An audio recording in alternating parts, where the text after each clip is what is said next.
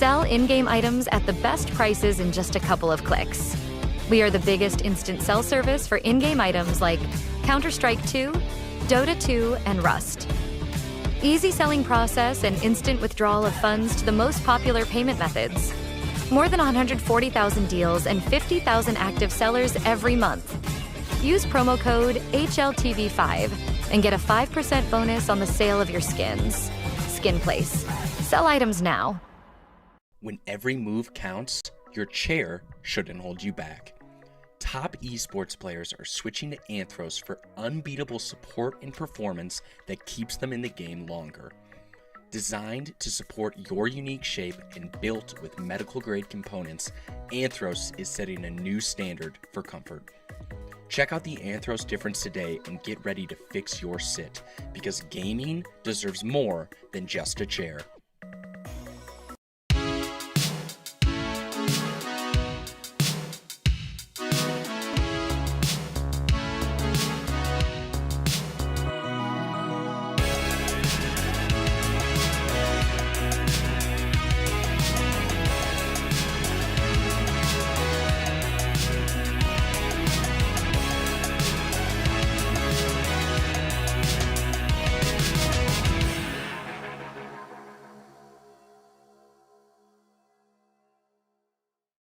Ladies and gentlemen, boys and girls, Counter-Strike fans across the globe, welcome back to another episode of HLTV Confirmed. That's how you say it. In conjunction with our lovely sponsors, Anthros. If you need a new chair, check them out, as well as Skin Place.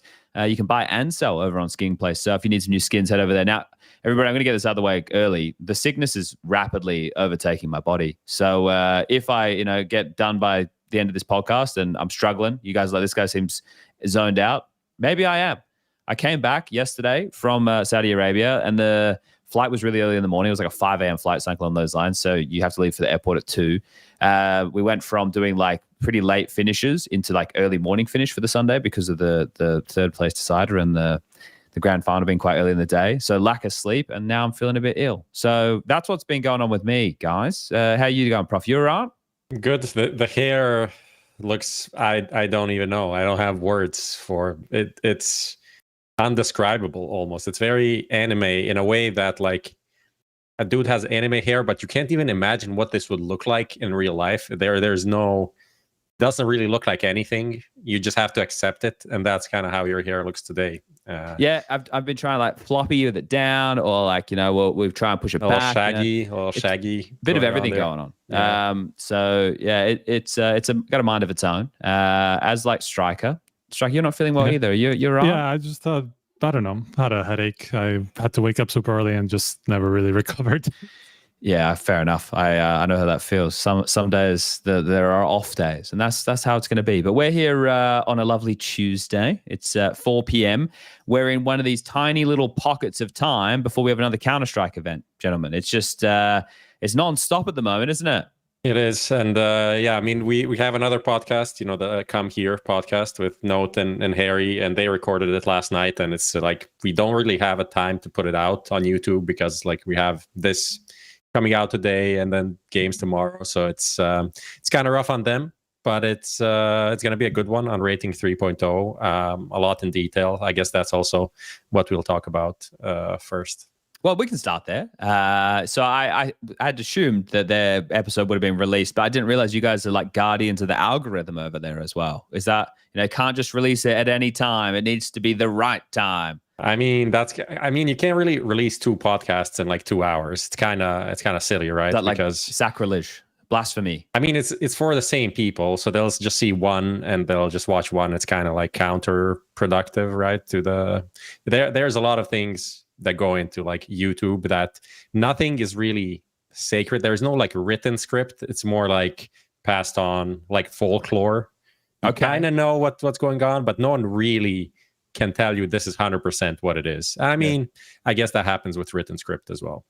Okay. Well, look, once we get to the bottom of that, we'll release it. We'll make sure that it's in writing and everybody out there gets it. So it's not just us. But let's kick off with 3.0 because I don't even want to get into the nitty and the gritty necessarily about. Well, I shouldn't anyway. I mean, let's like that's for that part for the podcast that the prof was talking about because Harry can speak to all the math and all the implications much better than I can. This is the thing in terms of the X's and the O's of how or why that choice is like getting made for your rating specifically.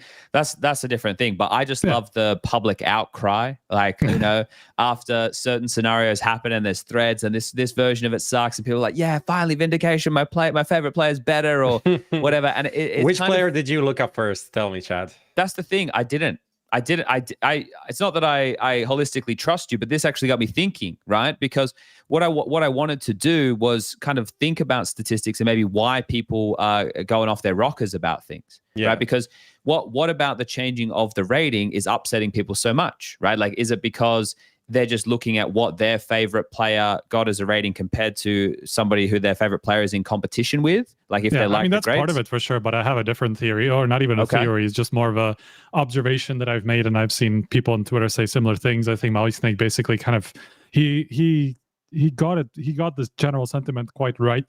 Okay, in that because the rating is like the furthest removed from just like the KD ratio that we've ever had it effectively, it is much less, it correlates much less to the other metrics like the ADR, that's the kills, whatever you're used to from before, that there will be situations where it's quite wildly different compared to what's 2.1 would have been, or 2.0, or of course 1.0 before that, that people just have this expectation of the rating being this, and then they see the final result being something way off of what it would be usually, or somebody, we had like a Zontix versus Donk case where Zontix had like 10 less kills in a 35 kill game, and he ended up like 0.2 rated above Donk, who had like 31-18 or whatever it was, 31-13.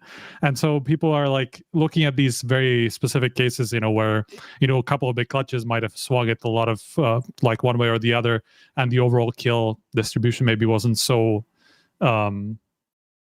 like, let's say, it didn't show the actual impact of the player in the game. It's just, that is something that might need tinkering with still in the future at some point, whether the clutches are a bit overrated in certain cases. But yeah, that's what I've gathered as the biggest problem that people will have with the new rating, I think. Well, this is the thing though, because you start going down a bit of a rabbit hole there, even with some of the terms that you mentioned, right? Because we got to strip it right back to like its baseline when we talk about this stuff. Because essentially what the stats of a game are doing and the rating, it is attempting to give you a figure of, how important that player was to that game, right? Like at its baseline. And with it stripping back, I will say it is also meant to just measure performance overall, right? So if we only wanted to say what kind of an impact they had on a result of a game, then we would just have round swing dictate the entire rating, right? Which is not the case. I mean, it's, well, I don't actually know the actual number of what it is, but it's like less than half of the actual rating is round swing, So but all it's of not these just about things the actual factor impact, into that end number, right? It's also to measure performance overall, So it's not just about your impact on the actual result, or on the actual wins and stuff. When you say performance overall, right? Because the outcome of the game is the most important part, right? So when you're saying of course, performance overall, those things all have to contribute to you having impact on swing, right? Yeah, but of course, but like you're talking about wins, right? But swing also quantifies how much impact you had on a round that it didn't end up going your way. Let's say you're in a 3v5 and you get the first 2 kills and you get it back to a 3v3, give your team a chance, or even 3 kills, get it up down to a 3v2. Even if you end up losing the round, like we still need to measure in some way how you gave your team a chance to win the round, or like, increased your team's odds at winning the round, So it's not just directly related to whether it actually succeeded or not. It's about, measuring how valuable what you did could have been potentially. Sure, but we're measuring that up to the ever-changing landscape of a round as well, right? Like that's the other thing. Yeah, I mean, it's yeah. So like this is where I, when I saw this discourse, started asking myself, like, what do I value within a round? right? Like what is a valuable thing that either is measured or in some cases isn't measured, and then how does that all play into the broader picture of a rating or the swing or all of these things, right? Because there's some of them that you can measure and it's just cut and dry. It is like utility damage or kills or deaths or assists, like those things you're measuring black and white, right? There's no you don't have to discriminate how you went about getting that damage. You just got it. And then you have in terms of the flow of rounds. So this is where we add value to different types of rounds. So it's very impactful to win a pistol round. So getting multiple kills on a pistol round is very good because you tee your team up to be in the stronger position going forward within the early game, right? But then from the skill tree, or not the decision tree from that, then the whole game flows. Okay, well now you go up against a force buy, or do you go up against an eco? So if you go up against an eco, getting kills in that round are less valuable. But if we had a broader context, let's say 3 of your teammates are absolute clowns and they get 1 digged, and then you kill 4 players against an eco who just had a deagle or a P250, well, those 4 kills are now more valuable than they were when you started the round. I mean, we will actually recognize that because it will look at, the situations that you're in and how likely it is at that point for you to win that round, Of course, it also takes into consideration that other team started with an eco, so it's a bit less valuable than what it would have been in like a normal round, but it is still recognized, like when you do something that's turns around in a way. What were you going to say, Prof? Sorry, Matt. Yeah, I mean, and winning that round is almost more important than winning a gun round. Like if you lose the second round, you're so money fucked. It's insane, right? But on paper, it is an easier round, and you should win it more often than not. But losing it is it is worse, and that's why it's punished more, right? Because you're losing to worse weaponry in general. So that's I think the interesting part about rating 3.0 is that it seems, and this is it's funny because it's like the main concerns about rating have been addressed, but it kind of what Striker explained, it feels jarring because it's like, this is not how it's supposed to be. But the main concerns were, okay, ecos are like everything's the same regardless of economy. Now that's inside. And also the other thing is like, if you win games, your rating is higher. And now I think you can see some players that have been in pretty bad teams and teams that have been losing a lot, like Twists, for example, Heavy God, that got a strong increase in their rating because they're just like good players on a struggling team. So it's kind of slightly less correlated to the outcome of the game, right? It is more if you are getting like 2 kills in what Striker explained, like in a 5v3, in a 3v5, right? You get into a position and your teammates can't finish it off. It's not really what can you do here, right? Sure. You're providing impact that you can, and the team's just not winning the round out. So I think that's like interesting thing that people just need to get used to some degree. And then also at the end of the day, no one's stopping you from just looking at the KD and being like, I value this more than rating. That's fine. Yeah, look, because this is the thing. The angle of the things that I was saying just now, I have no idea what you guys have. Like, I'm not doing that. I'm not in the weeds of the numbers, right? But when I watch a game of Counter-Strike, certain moments within the game are more valuable to me than others, right? Yeah. Like we're talking about a swing round. I remember where a player gets a multi-kill. And that's, or where, that example I gave, which is a drastic one of your team losing like 3 players to just a deagle invested, and then you having to claw it back. So that's important impact, right? So when and people hear impact or these different terms, they might try and correlate it to the stats and how they understand them. All I'm doing, we're talking about right now, is this is an adjacent conversation to HLTV's newest rating. That's what this is. This isn't directed directly at that. This is just talking about stats and the way we formulate what's valuable in a game or not.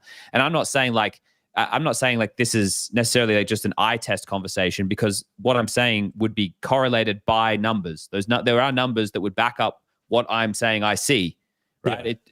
Anyway, the long and the short of this is I just want people to ask themselves. This is what I want people to do.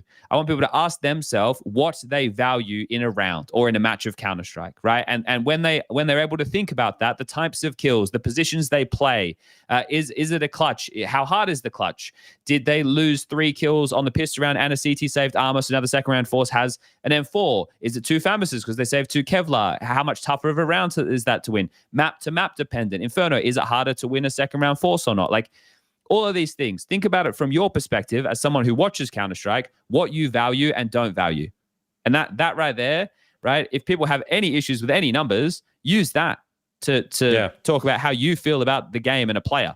Because realistically, at the end of the day, That's what this is. These numbers are just there to better help you understand that. And this is the interpretation of HLTV and the way that their people believe this. I mean, the thing is, sorry. No, you're good. I was just going a bit of a rant. I've just been thinking about stats. At the end of the day, when you look at the overall ratings, nothing really changed much. Like no player that was shit became great and vice versa, right? There's no like fraud player that is now like in the top 3 conversation because of the change. Just because like Zontics had a 180 on one map or in a series or whatever, right?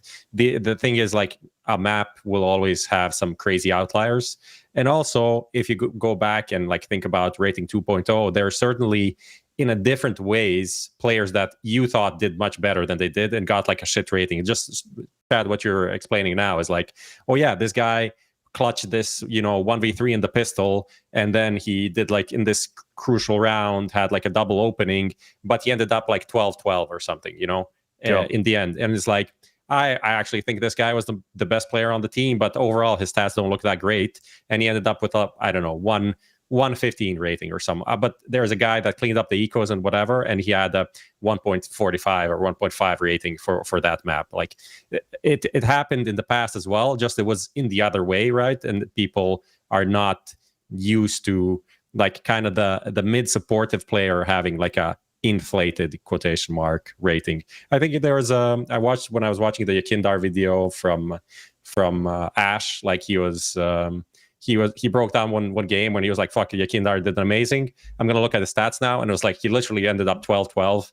And the stats don't show that he did anything special when in like an expert opinion, he was the best player on the team for that Dust 2 game or whatever. So it's going to happen. But I think if you look at the stats, like if anyone can say like, oh, this is completely fraudulent, I think that's shit. And also the thing that just annoyed me is that people are using stats to discredit stats. Is like, how does this even make sense? Like, please just watch the game and be like, okay, I don't think this, I think this is kind of whatever. Maui watched the Messi game when he had like a good rating, 49, yeah. And he said like, yeah, I think this is inflated. I don't think this is like a reasonable rating, but not like by 1,000%. Like it was a good game, but not that good, and that's fine. I can accept that. But people are just like, this number big, this number small, not good. It's like, this is literally what we're talking about the whole time. Like people will get 9 eco kills, like 4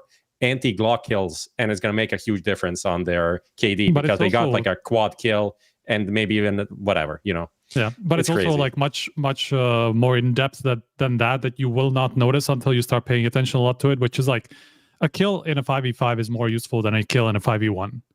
Okay, so like the finishing kill is obviously going to be worth much less than the opener. Sure. And like if you consistently are good in the mid-round situations, it could be a reason why Twists improved quite a bit, because he's one of those players who will just activate mid-round and make high impact kills and not die in a stupid way a lot of the time. And that's, probably why he was rewarded. I don't know that exactly. I would have to look into a specific case, but that's something that you will have a hard time noticing until you really pay attention to at what point did people's kills happen.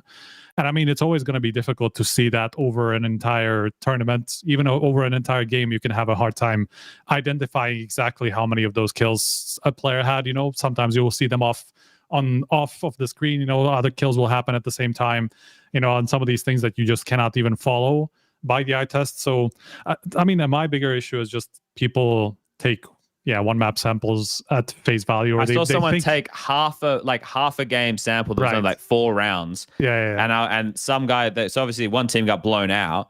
And it's like, this guy still managed to have a 1.6 rating, whatever it is. Like, of course. I mean, that's always going to be that thing. That's curious, because that's kind of the next level of the evolution of the rating, which we haven't hit yet, because we are now taking into consideration context of rounds, but we're not taking into consideration context of games. So game status or game state is not being taken into account at the moment. It's something that we do want to get into eventually. It's just it would have been a huge leap to do both. So for example, again, if you get a triple at a 12-0, is it worth as much as getting the triple in a 1-0 in a pistol round? Then that's got you started into that game, and got you rolling with the economy and all these things. Or some of these swing rounds that you're talking about, obviously a double that forces the other team to eco the next round is going to be worth more than a double in in situations where both teams have a lot of money, you know, and some of these things that aren't being taken into account, and like how your contribution affected the game state.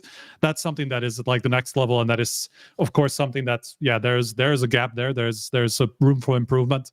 And that's something we strive for still. The thing is, there's so many scenarios, and then there's always going to be the things that will never be known, right? Like, of course, in terms of the communication and players getting strategies, exactly, right? So there's so much stuff that will never, ever be measured within this. And this is why when this type of discourse happens, it's just like anything, right? You see that this happens when Valve does an update or a TO changes something. People will always be outraged about things in the beginning, and then will just settle to the normal mean, and there'll be the people who are very passionate or insane, one of the two, you guys can pick, who will continue to bang on something about every day. And then there are other people who will, you know, accept the thing for what it is. They'll like it or they won't, but they won't make noise about it. And that's it. You just, that's the way she goes. And again, I would say it's fair for people to criticize it or to try to find ways to improve it. Right? I mean, of course, it's like feedback is always good. It's just more like, you know, be reasonable about it and actually take into account what we've said about what the changes are and like why certain things are the way they are. You know, a lot of people on the internet are not reasonable, mate. Yeah, because I mean, it's just the. Well, we only know about the vocal ones, right? We don't know about the people who don't say anything because then you don't hear anything, right? So you only know about the people who and the ones who make less noise, the ones who says, yeah, this is okay, right? But maybe this, right? But the ones who are like, this fucking sucks. I'm gonna burn you all down. Like that's when you start going, what's going on, guys? Just a fucking number. What are we talking about? Can we all relax a little bit? Yeah. Everyone just take a deep breath. And when's 3.1 coming out? Yeah, that's a good question. I don't know. It's one of those things that there might be some, like, of course, if we recognize something was, you know, overvalued or undervalued, whatever it is, you know, and there needs to be kind of a hot patch, it will come, you know. So one of these things. So if we do run into something like that, it will come. Can I ask on this because obviously I still whack open to look at I like looking at the leaderboards. That's stuff that I like looking at, stats of an event, for example, or you know I'll go and just check a game just to see the round recap of the flow that they were and stuff. I'm not sitting there digging into the numbers and comparing fucking ZywOo's simple of all times. I don't like that's not me. I don't give a single fuck about that. But things that are pertinent to me, what should I care about with the adjustment? Because obviously we spoke about some of the stuff during the live show when we did it back in Cologne. So I know the value adjusted stuff to do with ecos, etc. But is there any other? I mean, yeah, you can go on a player stats, and when you see the new the main stats of the player, you now see the CT and T rating, at the glance right there, and then also in the top right corner you have this eco adjusted tick box. Yeah, that one I was playing with. Yeah, when you click that, then you see like for example the ADR going from 88 to 86 or something, or maybe depending on what they're doing, maybe it's going to go up a bit or down a bit, and that's kind of how it's valued based on what equipment people are doing that damage with against who. So it's just a little thing, and then I think that's the interesting part, and also the little bars below it, which are kind of confusing. Because they don't really relate to the stat exactly, but the sub rating. So you see like multi kills or whatever, or you see round swing. Round swing I think is just round swing, but for example, multi kill has a percentage, but it's not actually the percentage, it's the multi kill rating. The same for like deaths per round. It's not just that number, but it's the survival rating part of the rating, right? Because the rating has 6 parts. So sometimes you can see someone that has like a 0.7 deaths per round, and have someone that has a better deaths per round, but their survival overall is worse because there's a few more stats that go into it. It's kind of confusing, but just putting it out there for the nerds that are curious. Okay. So I think those are the main things, but I think there's more that should be coming through the stats pages where you can be able to find. I don't think the leaderboards right now even have the round swing, for example, as one of the leaderboards. So there's a lot of things that need to be filled in throughout the website with rating 3.0. Okay. Oh, round swing is there. Okay. And multi-kill rating as well. All right. Cool. Well, great. 3.0. There we go. We've spoken about it. Everyone can check out the podcast with Harry and Note, right? That's what they come here. Yes. Okay. Yeah. Cool. Let's keep it moving then, shall we? So let's jump into our next topic. Now, maybe we can save let's get the quick one, maybe do quick ones, and then we'll spend a little bit longer time. So we can fly through some of these. Yeah. So for example, we can fly through Gentlemates entering CS, right? Gentlemates is apparently a big organization in France. That's the wealth of my knowledge right there. They are a big, and apparently it's got something to do with some streamers. Streamers, they say. Yep. So there you go. That's probably, as far as you're concerned, everybody at home, that's the origin story of this organization. There's probably more to it. But they picked up Spanish team, which was Iberian Soul, which I was watching some of their games recently, actually. Martinez returning to European soils alongside those guys. Alex is in there. MopOz is in there. You know, the classics, the NAVI, your Sosol. I'm probably saying his name wrong. But that's your Iberian squadron becoming the Gentle Mates, and probably a good pickup when you do look at the major qualification. They're on the bubble right now. So this is a team that with a couple more good results could see themselves securing a spot in Budapest, which is likely why you see an organization of the scale of Gentlemates entering Counter-Strike. That's the gist of it? Did I nail it? Yeah, I think pretty sure. I don't think there's anything to add to this. You got it all. Okay, cool. So we can be done with that one. Next one. This one we can spend a little bit more time on. We don't have to spend too much time on it, but it is kind of a bit of sad news. Complexity withdrawing from Counter-Strike.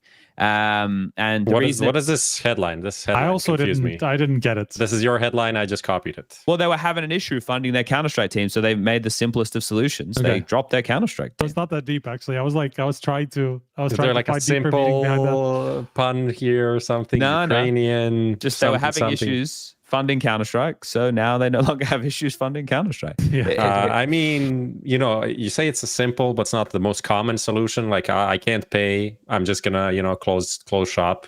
Usually, it's just like I'll just continue working and leave millions in debt. I think that's the esports model. So I think it's a new approach here from Complexity, not something we've encountered too much in this space. Now, Complexity have been in and out of Counter-Strike before, so this isn't necessarily the newest piece of evolution for them. But I think what is sad about them leaving Counter-Strike is multifaceted, just like everything. One being their rich history within Counter-Strike, and especially North America. For some of the old heads, obviously remembering teams with like Fraud and Warden and Trip and Sunman, etc., from back in the day, quite notable names. And then Jason Lake's support throughout the years. There was a Brazilian iteration with Fallen in there for a period of time.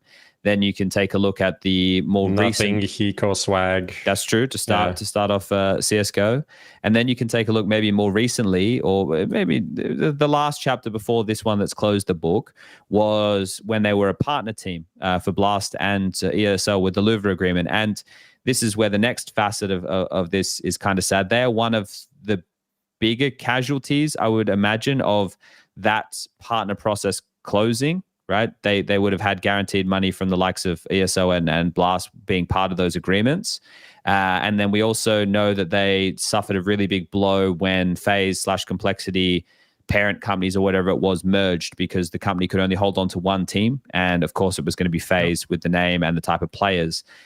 So then they lost their ownership structure there, and then it went back to something a little bit smaller where Jason Lake and Co have been trying to get sponsors going. But I've known from talking with Graham in the past that it's very, very tough, near impossible to have gambling sponsors in North American Counter-Strike, which is then another big blow to where finances could come from. Because you think about 2023, they're in the final against that of FaZe. They're on the bubble of being a competitive squad. They have EliGE. They're kind of leading the way. They were the last bastion of North American hope, especially with Liquid now moving into European waters. So a lot there to unpack, but overall pretty sad that Jason Lake and Complexity are no longer in Counter-Strike, at least for the time being. Yeah, supported NA for sure. Got some good NA players. Even the latest roster that made like a nice run in Bucharest with Nix and Sixy. So that's pretty cool. They did some support for the online cups and stuff that were happening in NA. So overall, just like a really good influence for the scene. So it's sad to see them leave, because a good actor, right? Yeah, we talk about bad actors. Complexity always felt like a good actor. Like what they were trying to do is very honorable and for Counter-Strike, as opposed to undermining maybe some of the few things that we've been based on over these years, like the community element of it, which is, it's sad to continue to lose things. Like you had an org like EG just completely mismanaging their shit, and then you had Complexity, right? And both of them being North American, one of them doing the right thing, one of them just being run by a bunch of fucking clowns. Striker, you got anything you want to say to mourn the death of Complexity here today? No, I think you guys pretty much nailed it. Yep. Okay, let's quickly rail off these changes. So Fort or FUT, Big, MIBR, FlyQuest have all made some changes. So MIBR, I woke up to this one today. They got rid of Safe, right? That's what happened? Yeah. Yes. Okay. Is there any new news, or is that it? They just Safe's no longer our ARPA. Is that it? News came out on dust2.br. Okay. MIBR signs Russian player. What? You will never MIBR guess signs Russian player. You're never gonna guess that guy. Well, maybe you will if you're, down in the depths. What do you mean? What do you mean they just signed a Russian guy? Yeah, they did. This is the title on dust2.br by Roque Marquez. Furia do it, guys. You can't all fucking do it. Someone's still. What do we do? What's going on? Where are you gonna find players, bro? Especially operas, and especially operas in Brazil is a bit of a weird market at the moment. I can't quite believe this. Okay, well, I just looked it up. Klim from G2 Ares. Okay, no disrespect to the young lad. I haven't seen him play. I'm sure he's probably really good. What the fuck's going on down there? What's happening, boys? It's like the Furia have come up with the blueprint, and let's see how many Brazilian organizations follow. EliGE and the blueprint mentioned in 5 minutes. Fucking get me out of here. I don't even. I don't know what's going on here. Okay. Yeah. Is this? I don't know. Is this guy good? Let me see. 120 rating. It says. Let me see against top teams. Firepower 95. Might as well get a rifler as well. Like get the 2-for-1 special. Don't do the Furia the full way. Don't do a partial Furia. So who's a good English speaker? Who's like a good rifler? Who can translate? Well, yeah. I guess if you made him talk, yeah, maybe you would. This is silly, isn't it? What's going on here, boys? I mean, to be honest, they've been pretty desperately bad this season, right? Yeah, they've struggled quite a bit. But they lost the teams they're supposed to lose to. They lost to Astralis, beat Virtus.pro, lost to Astralis, lost to 3D Max, lost to Heroic, lost to Virtus.pro. Like, they're worse objectively. I mean, the problem is they never beat any of these teams, basically. Like, they got very few wins like this under their belt. And usually they will be somewhere in the range, right? Like, they will compete with the top 10 to 20. They will not beat top 20 teams, but they will always be somewhere in that range. But they just haven't been this whole half of a year since they had a decent result. I think was a weird run though, right? Because lauNx was like, "Yo, peace, I'm out." So then he bailed. Then they replaced him with this NIX kid who we've barely even really seen at the top events. And then now they've gone, well, fuck, Safe's old. I guess let's get someone from Europe. Furia are doing it. Like it felt like with the last major, it was like, oh yeah, okay. Then lauNx just dipped. So I don't know. They've always been the same kind of caliber of team. This one's just weird. I didn't expect them to be signing a Russian ARPA. So I think they're just under a lot of pressure because they are now out of the invite cycle. Basically, they're like number 28 globally. And America's spots aren't really abundant in any tournament really, and they're like number 6, 7 there or something. So yeah, they would make it to the major, but they effectively don't have anywhere else to play at the moment, so they really do need a good results to get back up there and to play in all the big events. And I guess they feel pressured enough to go for something relatively risky, right? Well, this goes one of two ways: either the beginning of the end, or they stick the landing and they're able to capitalize. I mean, there's also been like all kinds of reports of the org like potentially selling the whole team or like people buying out the brand from who were they tied company? to before Immortals. With this? Was it Sharks? Yeah, that was Sharks who was like looking to buy out the brand. I think it was the whole brand of MIBR. I'm not sure exactly. Yeah. Okay. Of course, in Brazil. All right. Well, tick that one. MIBR's done. Foot or FUT. So they were the NAVI junior kids. They went over. Obviously, they didn't have MongolZ. They needed to find a replacement for him. Foot had a French roster before, I'm pretty sure.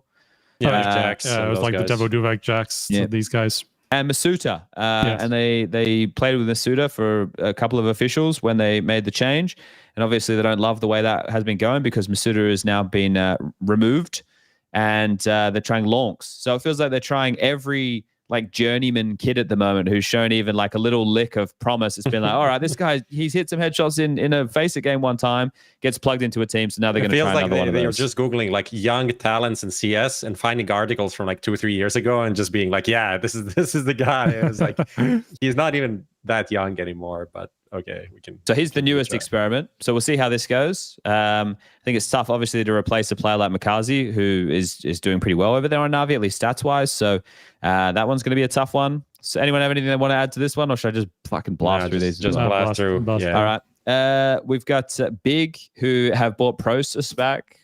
Bro, what is going on with this team? I don't even want to. It's not even. I haven't. Fuck Big, bro. Why do we even talk about it? What's the point? I would just say it's not even just like the minus prosus plus prosus minus prosus plus prosus. It's also like Zen was this interim coach. Then he was replaced by Skrunk for like a month. Now Skrunk is out. Zen is back.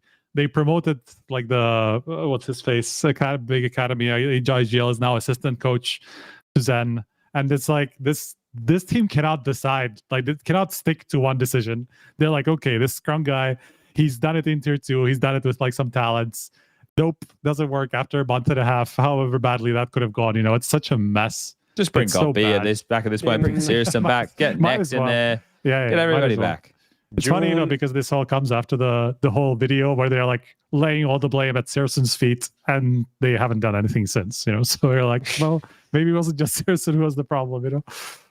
June 6th, Big to keep roster promised structural changes. We haven't managed to convert the potential. Cool, I guess. July 25th, Skrunk. Hopefully in a few months you will see a different side of Big. I guess he was not wrong. It was, he wasn't even given a few months, huh? Yeah. Okay. Well, that is what it is. That's another one. It's sad. It's sad because all of these like single country teams are struggling, and we're losing more and more of them. But what can you do? They also like. It doesn't make any sense what they are doing from the outside. It doesn't make to recycle the same players over and over again and be like, maybe it works this time. It's like, okay, I guess we could just stick with the same players at this point. Then ultimately, Tabson will remain in Counter-Strike as one of the biggest what ifs, and Crimbo to a small degree. Those two have apparently had opportunities to go elsewhere and have opted against it, and that's their choice. And this is why I don't care. But they want to stay with the national team. That's fine. Right now, the complexion of players they have doesn't work at all. So either get a new complexion of players or just keep being like you are. You are becoming like the new UK Counter-Strike, right? Like eventually you'll have like one good player who's known for yelling into the mic. You're saying Tabson is Rattlesnake? No, I'm not saying that at all. I'm saying that Tabson is Tabson, and he could have gone to in-game lit international teams 5-6 years ago, and we never know what his career would look like. But we know what it looks like now. Sad for Tabson, man. All right, keep it moving. FlyQuest, they have no coach at the moment. They're going to be using their analyst as a coach during the Blast Open London event, which will be taking place online unless they can win 2 best-of-3s. Maybe, 2 best-of-3s because it's 16 playoff. And their opening games against Spirit. So that's the change that's happening over there. Am I going to go coach FlyQuest? No. Okay, there you go, everybody. There's your answer. You've gotten it. You know that I'm not going there. It's all good in the hood. All right. Who will they get as a coach in the future? I know, but I'm not going to tell you. Really? Yeah, it's going to be me. I'm not the coach right now, Prof. I could be in the future. Okay. Yeah, I got you. Got you real. Didn't put the timeline on that answer, so it could be, can be anything. Okay. Let's keep blasting through this because the EWC conversation, I actually think we can have lots of fun chats today. Yeah. Okay. Taking notes on the plane, writing things down. So I want to make sure we get through all this. All right. Let's get into the Esports Nations Cup. So this is by extension for all of the EWC haters. You will also hate this, so that's fine. We can already, if you're at this part of the show, that's fine. You can see yourself out. You don't need to be part of this. It's all good. So ENC is a Nations Cup that has apparently been announced for November of next year. In terms of other details, we really don't have a lot. But I thought this was interesting because we have had Nations Cups in the past. We've had IESF. Back in the day, WCG used to be all 5 of one nationality. We even had a thing that was already called ENC. There you go. It was European Nations Cup, I think. Well, see, if they just change the letters a little bit, Striker, it's fine because we had ESWC and now we have EWC. So, you just got to change things a little bit. And now the Saudis have bought all of these brands that you mentioned. And maybe if they didn't, they might buy that one now as well. And that's the thing. So we've got what is a fun concept that in the modern era has never been successfully pulled off. And I think it will only become harder now. I told you, I'm a bit wonky. Yeah, honey in my. I've got some lemon, some honey, and some ginger in here, trying to really stifle. And actually, I might need some more hot water very shortly. It's never been done successfully. Where was I going with this? I mean, it's to a degree, it's gonna be the hard. VRS.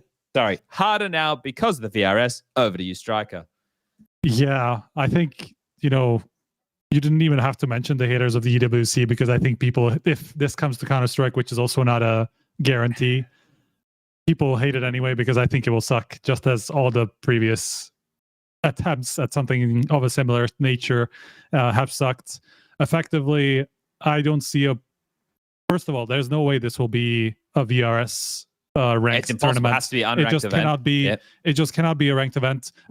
Definitely cannot be the first year, because it's supposed to start next year, and you're supposed to announce ranked events, tier 1 ranked events, 2 years ahead of time, or whatever it is now. So obviously it cannot be.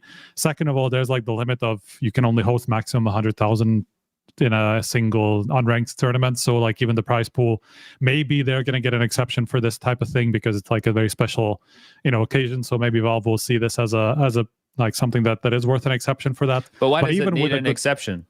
Huh? It's an unranked event, right? No, unranked events have a limit for, I think it's maximum 100,000 per tournament, and then yeah, but there's other ways to 200K skin a cat, Striker, right? You can. I mean, the bonuses and whatever, as long as it's public, right? Yeah, I saw. Well, that's the thing. I'm not sure how Valve would look at this particularly, because I saw that they will try to incorporate it in the whole financial incentive structure of the EWC, which is very extensive. How do you I'm not even decide sure if that it's from all a national standpoint? Yeah, I don't know exactly, because I just saw a statement from the CEO, ex-ESL CEO. I fucking forgot. Yes, Ralph Reichert. There you go. Yep.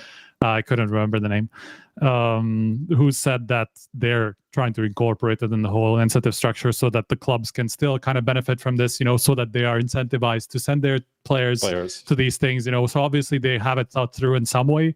I still think in CS it just cannot work with the schedule that we have. I can see it work in any franchise system like EliGE or Valorant or whatever else has a franchise that has a more reasonable schedule than CS does. Who's already over in August, and some Valorant teams are already finished for the year. Yeah. And that's where I can see it work, but not in CS, where effectively either you will put it in the break where none of the top players will want to play it because that's their break, and they're not going to spend a week playing at a tournament in Riyadh over taking a vacation in Zanzibar or whatever it is, or you put it. I don't know. You guys said Madagascar. I'm not sure why I said Zanzibar. I just know that it's a pretty big destination. Or you put it somewhere in the season, and it's going to be in the middle of 5 fucking tournaments that they want to play with their actual team, and nobody will prefer this, an unranked competition, regardless of the national pride and all these things. Maybe some people will. So bottom line, it will suck. We will still see fucking North Macedonia winning the tournament because they have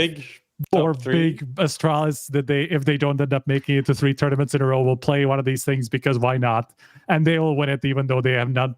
Denmark has no business being considered the best country in the world anymore. So there you go. I'm slightly more hopeful because it depends on what your thought of the goal should be. And now whether or not your thought of what the goal should be is in line with what they are planning on making the goal, they don't even have to be the same thing, right? Because I'm being optimistic, not from the perspective of I imagine they're going to get all the best players and all the best teams. Maybe they get some. And I also think that the spot that being just before the major, that means that any teams qualified for the major will not be wanting to opt into that because they're going to want to focus on trying to win the major, right? Yeah. So anybody outside of that bubble, that's exciting for, which then kind of puts you into the tier 2, tier 3 realms. So if we continue that flow on effect, then what's exciting is if they use the infrastructure that they use at the moment to put on EWC, that means they'll be putting on I was almost going to mention tiers. We'll get to tiers in a minute. They'll be putting on a high quality event, right? Which would mean that lesser players or more inexperienced players, or maybe future prospects versions of players, will get an opportunity to compete in something which has a good structure with prac computers where they're looked after at that level. And maybe they give, this is where it's a huge maybe, like I'm pulling this shit out of my ass. Maybe they give that country, each team has like a coach and an analyst, and they haven't worked in those type of structures before. Or they give them like, you know, a good amount of resources where they get a mental coach for the period of time that they practice for the event.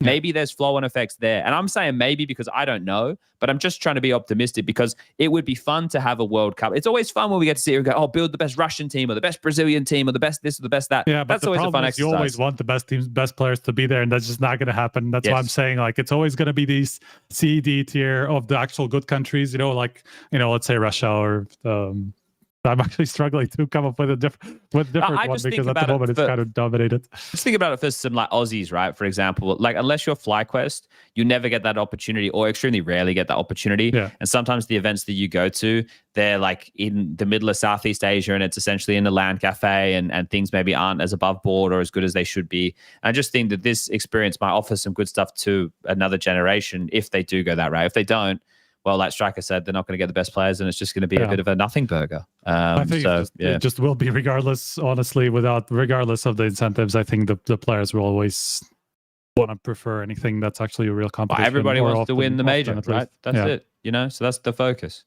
Okay, done with that one? Happy? Yeah, happy.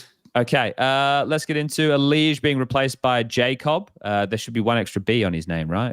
I had to do it. I guess I didn't add it here. Because I didn't type it with 3, but I should have typed it with 3. Yeah. Now, gentlemen, I got myself embroiled in some controversy. I landed. Look, first of all, I have to say one thing. You never said anything bad about EliGE on this podcast. So I don't think you need to explain anything. It's only when you go on any other podcast. I didn't even say anything bad about him. Any other podcast that you appear on where you're just like the biggest EliGE hater. That's like just a persona that you embody on other podcasts. I didn't even say anything bad about him. This is the thing. This is where people have a tough distinction. What did I say that was bad? Well, you said that no one wants to play with him, which implies that he's the problem. It's not directly. They benched him. They benched him. Of course, he's the problem. They're not benching not the problem. What are we fucking talking about? You're going to bench the problem, right? You're not going to bench the other guys. Well, but they could bench him because any reason. Like, for example, differing vision of the game. Like Urcast, for example. Exactly, right? And what then does that mean? Urcast can go to any team. But if you say no one wants to play with him. Yeah. And the funniest thing is, the answer, that whole Discord message, the question was like, Frozen or the washed players, quotation mark. And you say like, or only the washed players. And you're like, yeah, Frozen too. And then the headline on the HLTV forum is like, Frozen doesn't want to play with EliGE. Yeah. Even though obviously you includes him, right? It is actually true. Just like you didn't actually say anything bad about EliGE. This is actually technically correct. So this is the funny part, right? Because the guy that I was talking to in the Discord, Bob, he essentially hates everybody else on FaZe and only likes people with good stats, right? So he only has nice things to say about Frozen and EliGE. And the point that I was trying to make was like everybody on the team wants EliGE replaced, which makes sense because they're replacing EliGE, right, guys? That's what's actually happened. So it doesn't take a fucking rocket scientist to work out that they didn't want to play with him. But the point that he was arguing is like nobody has better stats. And I was saying, bro, it's not about the stats. The players don't want to play with him, right? That's the impression I've gotten. And people are gonna have to read between the lines, right? Because no player on FaZe came directly to me, no coach, no member of staff, nobody came directly to me and said, we all hate EliGE, we don't want to play with EliGE. This is what I've been able to discern from some information which you guys have, like in interviews or in vlogs, and then also being at the events, right? And in the events, you hear and you see things. So sometimes you're going to hear some things and you're going to see some things that contribute to the bigger picture. And then you understand some things. And also, used to play in a professional Counter-Strike team. You can tell when things aren't going great if you look.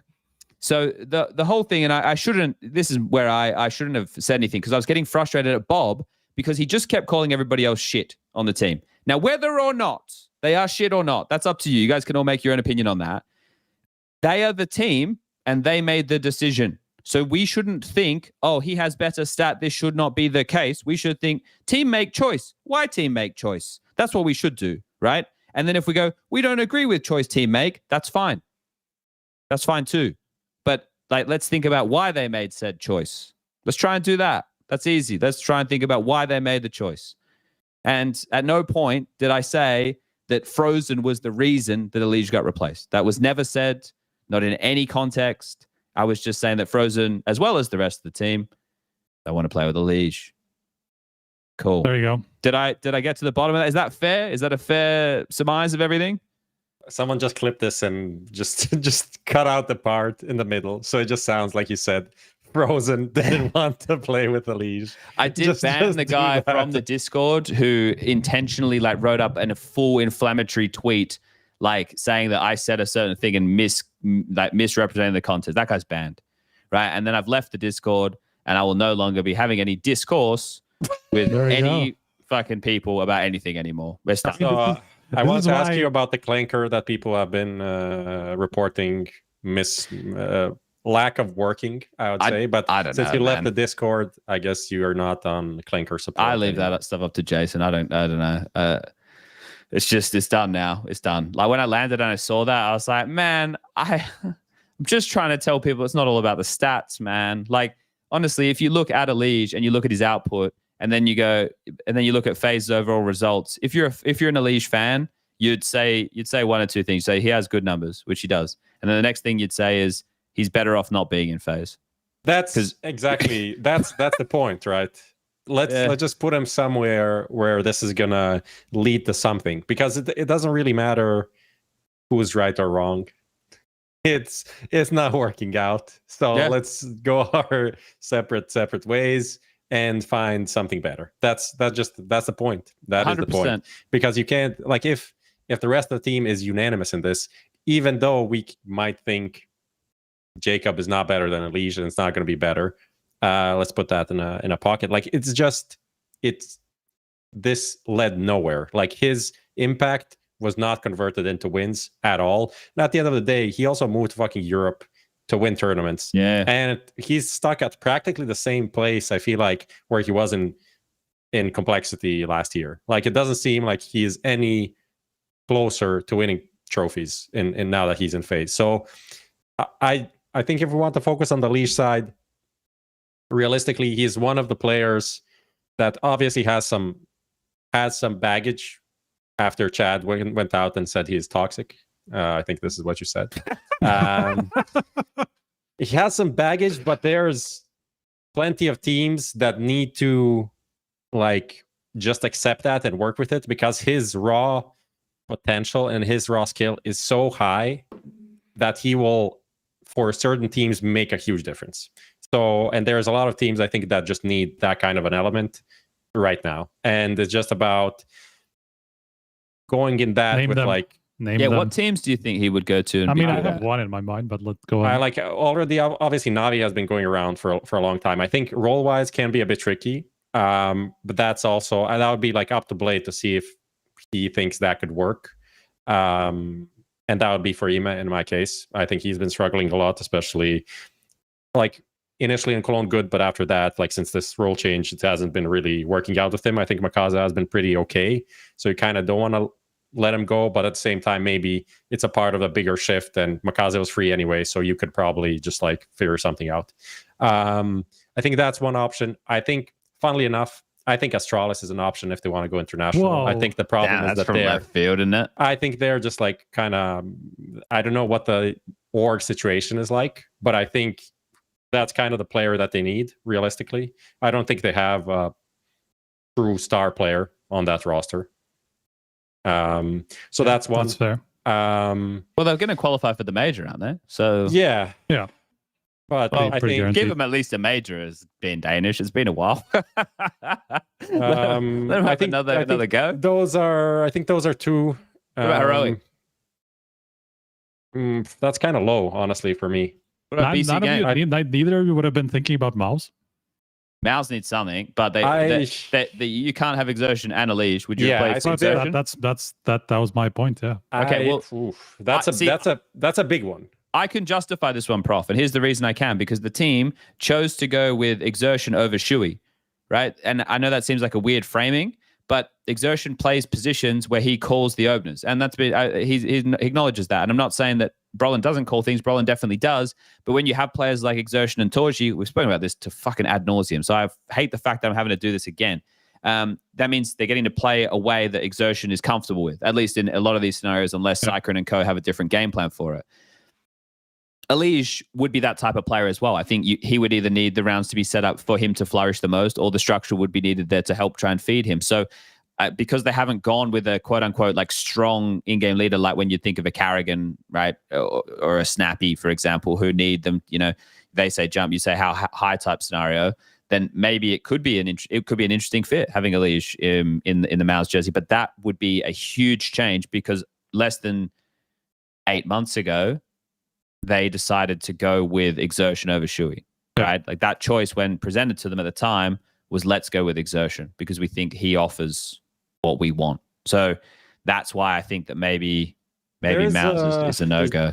There's definitely I think if that would happen, that would be like end of year, like after the major, after the season. Sure. I don't think it obviously I don't think it would happen now. Like there's still just depends how soon he wants to play though, right?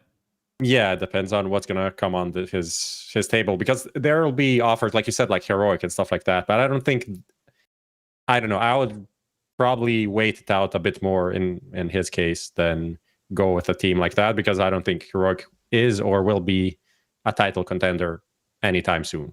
Also, just because how they're just selling all of their players all the time.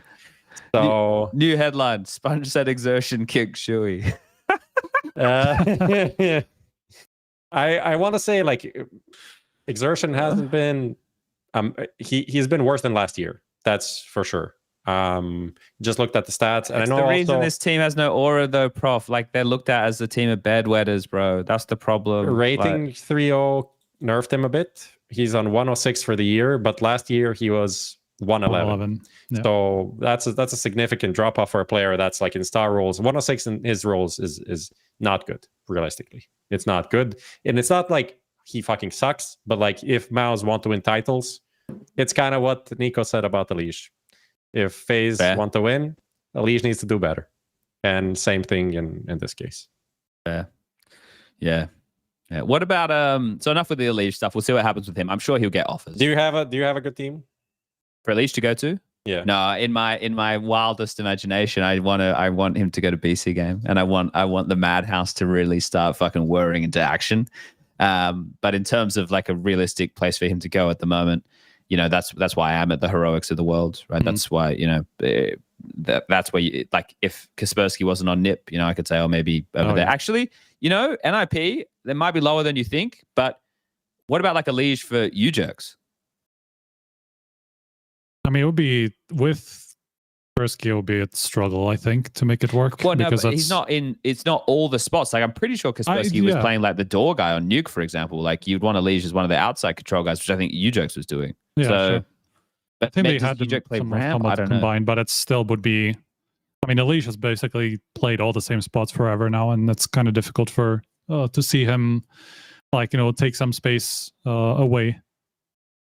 Yeah, but that's how far down the list I'm going. Like they're 21st in the world, so that's not horrible. But that's where I'm going when I'm looking at where he could end up. Like an OG, for example, right? And I think OG is starting to get their shit together. Like I think OG is becoming more and more interesting to me than it ever has been. So, you know, there are some names. They're definitely not glamorous. Like his services aren't required. fnatic instead of Cypher. Honestly, that would be an insane upgrade. That would be an insane upgrade. Would it work? I don't know, but it's crazy because.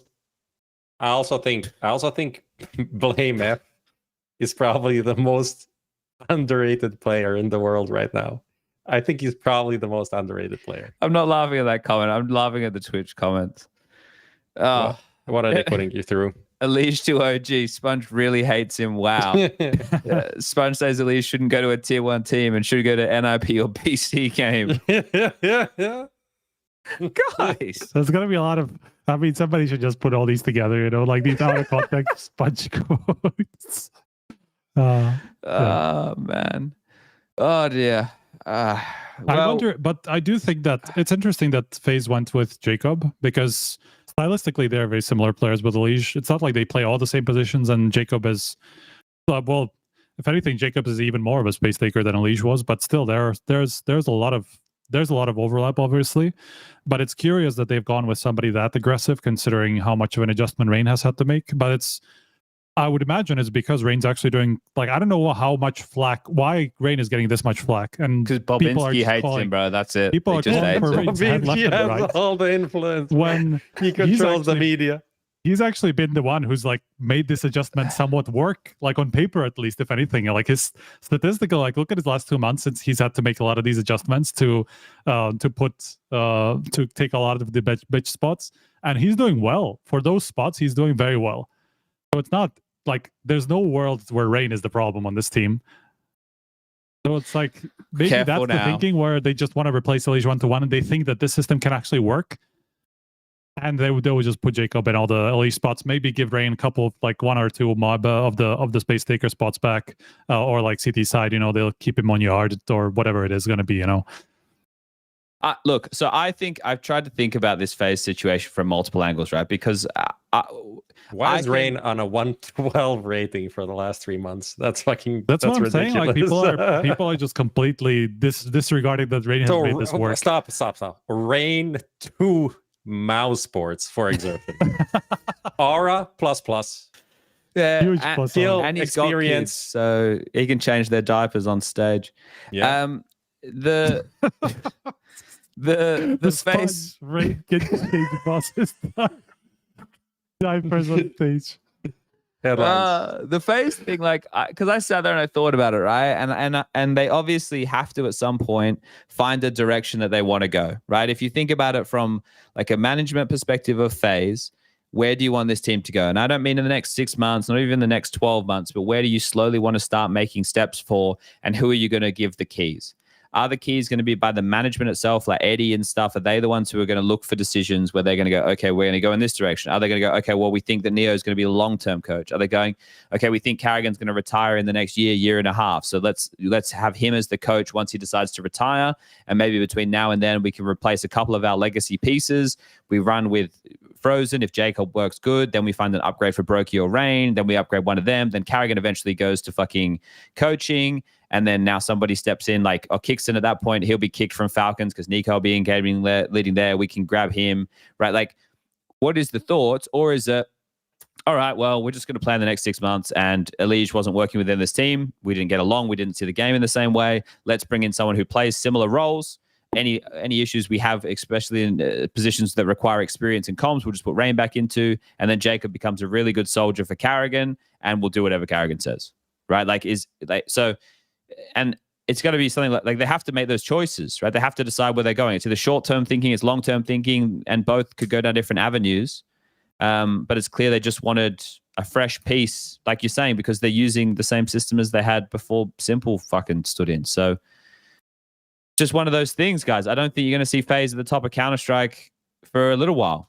They're not a top 5 team anymore. That's just the sad reality of the situation. So who knows? Yeah. I'm happy to see Jacob get a chance, to be honest. Back when we watched him, was it Bucharest where they played, or Cluj? One of those where he played. Like he had a couple of games where he was really impressive. He's just one of those guys who's going to go out there and just like peak whatever he wants, and that's really fun to see. So it's hopefully he can make that transition work, and karrigan can get a bit more out of him. It's a tall task, I think. Yeah, of course. I mean, it's always going to be hard. Like he hasn't really been delivering against the top teams when he had the opportunity online so far. Yeah. So I don't know how much that's going to change. And like the thing is, they didn't look like they had that much depth in terms of the team right now. Especially like EliGE was, despite everything, he did have good production. So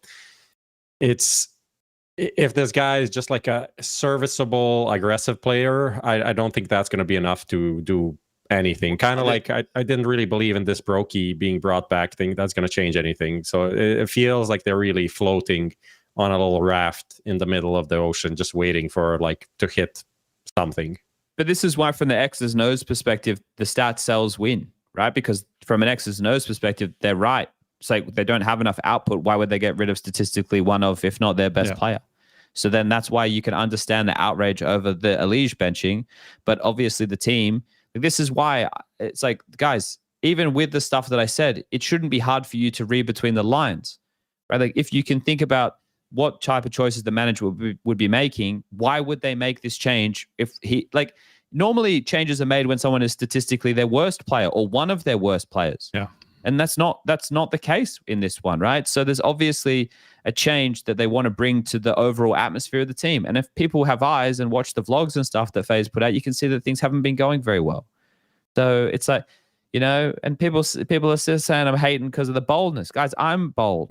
I just have a hair transplant. If anything, I'm with EliGE. Like we're on the same team. But and again, you never said anything about EliGE, so no, right? So it's all good. Let's just see what happens. I was even like last night, I was trying to keep myself awake because I wanted to make sure that I had a decent sleep. I was having a look. I was watching some of Jacob's Limit put out some VODs, like some just from FaZe games, just to see first of all the way that he moves through the map and how he shoots. That's all FaZe it's good for. But he was playing some of those games with some FaZe guys, with Rain and karrigan. Then I went through on Skybox Edge and I was looking at his positions.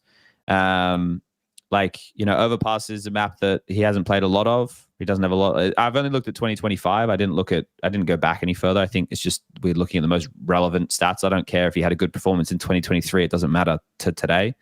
But like on Overpass, he's the A rifler and A map control. And I think he was one of the team's lowest rated players on Overpass, even though he had the most glamorous position on the CT side. So that tells you something, right? That's something that maybe they just repurpose him and put him on B and let Rain do the bathrooms guy on A, for example.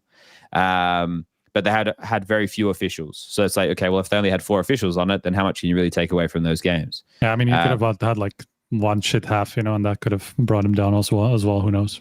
Yeah, and then we had Train, which is the second least played map. I think he was the lowest rated player on that one right there. He's tends to be one of the con aggressive guys fighting towards team middle. And I looked at the games that he plays and he does very similar pathing and all of the stuff there. So he's just that type of player you're going to set up for the aggressive team main fight and stop outside rushes, which is that's it. Like the spots that he plays are positions where you want him to go and shoot. Like Dust 2, B rotation, lower tunnels, Mirage, Connector, T side he's roaming. Nuke is the door guy. On T side, on the CT side, he's the door guy. On the T side, he's like silo top main. On Ancient, he's CT mid and T mid, and that's good. Like those are good positions for him. Yeah. So yeah, you're just looking for opening output, I guess, is what I'm trying to tell people. You're not looking for a huge amount of mid-round nuance here. You're looking for the fucking thing you send in to blow shit up. Okay. Let's get into our fix your sit for the day, brought to you by our lovely sponsor. Can we end it on news/no news? Oh, well, what? Oh yeah. I have one. Wait. What do you mean exactly? I was talking about Zontex. People were asking. Oh, but we're going to talk about Spirit in a second. Everybody we can do that. Okay. Yeah. That's fine. Well, we're going to talk about Spirit when we have EWC and Blast preview. Guys, Striker will tell you where Zontex is going in a if few you hang minutes. around. Yeah, you just hang around until after the break. Just say, actually, we should do a break, but actually, let's do the break. Yeah, let's do the break, and then we'll come back and we'll do Fix Your Sit. And I want to quickly talk about something with Chengdu and something about Spirit. So be right back. Lucas, run the ads. Sell in-game items at the best prices in just a couple of clicks. We are the biggest instant sell service for in-game items like Counter-Strike 2, Dota 2, and Rust. Easy selling process and instant withdrawal of funds to the most popular payment methods. More than 140,000 deals and 50,000 active sellers every month. Use promo code HLTV5 and get a 5% bonus on the sale of your skins. Skin Place. Sell items now. When every move counts, your chair shouldn't hold you back. Top esports players are switching to Anthros for unbeatable support and performance that keeps them in the game longer. Designed to support your unique shape and built with medical-grade components, Anthros is setting a new standard for comfort. Check out the Anthros difference today and get ready to fix your sit, because gaming deserves more than just a chair.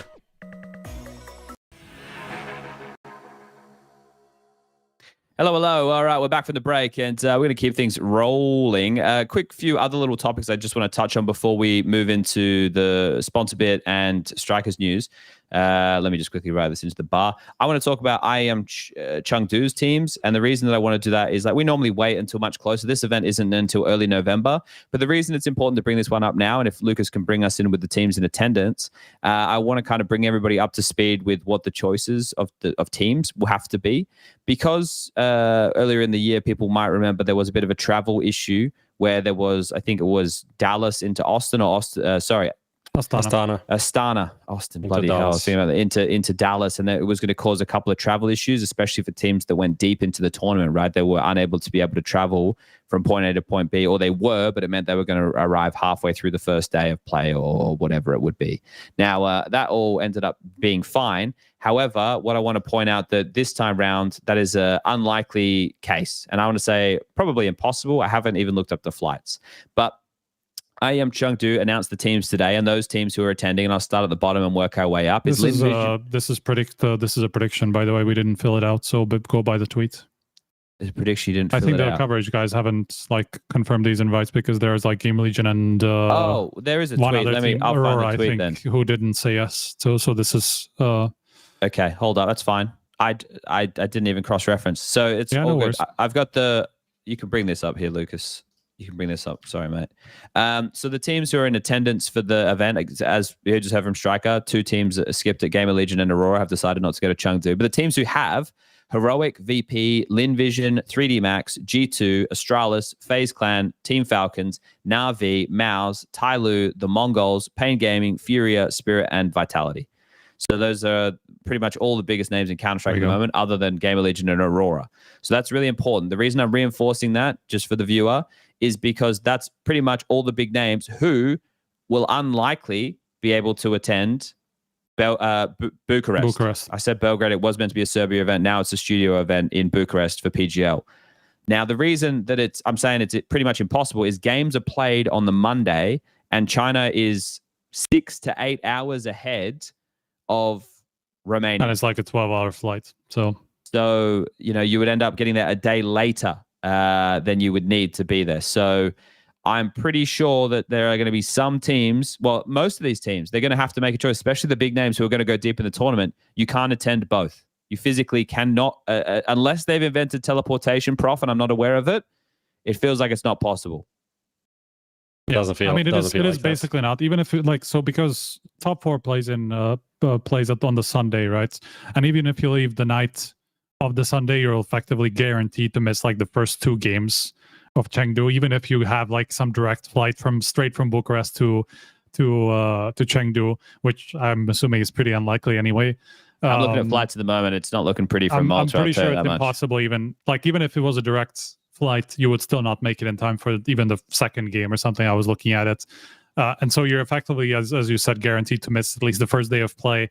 And like, obviously, ESL are now going to be able to guarantee you to play the second game because actually, do they even still play the second day? It'd be like the first couple of games on the second day. Isn't it 4 best of 3s a day now? I think they changed it, right? And then everything plays on the first day even. I think so. Yeah, I'm pretty sure because it's 4 best of 3s a day, and I think there's 2 streams. Yeah, that's what I think as well now. That would make sense. So yeah, I mean, it is virtually impossible for you to make it in time for the games, and so you would basically have to accept a disqualification or forfeit loss, whatever, for the first game. And I'm assuming ESL will not even allow you to play in both. I don't think you could have the risk. Yeah, I don't think you could have, especially. So we'll see what happens if teams who are on that list accept invites to Bucharest and what type of interesting scenario comes out. Someone in chat says, are you guys going to touch on how the invites were made? It's an absolute joke to give regional VRS slots and then make them the first invites rather than global VRS invites going out first. So I'll tell you what the reason behind that is. BSL effectively did that. And by the way, this is outlined in their rule book ahead of time. So it's not like they just decide what the order is going to be at like ahead of each tournament. But they do it to guarantee regional participation first rather than second. Because if you just if you invite by global and then you do regional second, then you have potentially higher regional representations for like Asia, because Mongols will get the global invite. True. And then you will get extra invites, or like even Mongols and Thailand, and you would get extra invites for Asia that are obviously below the level of the top teams, So they just want to effectively guarantee that they will have all the regional representation, but not more than they like quote unquote have to, or like not above the limit or whatever it is, I guess if you're somebody from that region, though, you would be less happy with that because you would want there to be more spots, right? So, like, if this person who's asking the question has the inherent bias of being from that region, which is fine, it's okay to have that. The reason is like you want the best teams at your tournament, but at the same time you want to guarantee some regional representation, right? Sure. So if the global teams were not like if there was no overlap, you will still get regional representation. But now that there is, you just make sure that the top teams like not regional spots don't take over global spots. So like they effectively just want to make sure that their tournament is as prestigious as possible with some representation from every region, right? So I think, which is, to my eyes, it's completely reasonable. Yeah, seems fair enough. Okay, so the other thing that we were going to do was you wanted to talk about Spirit. Do you want to do that now, or do you wait to get EWC? We can do that now, just like to keep it in the news. Prof, stay primed. Stay primed, Prof. You'll be coming up next. Don't you worry.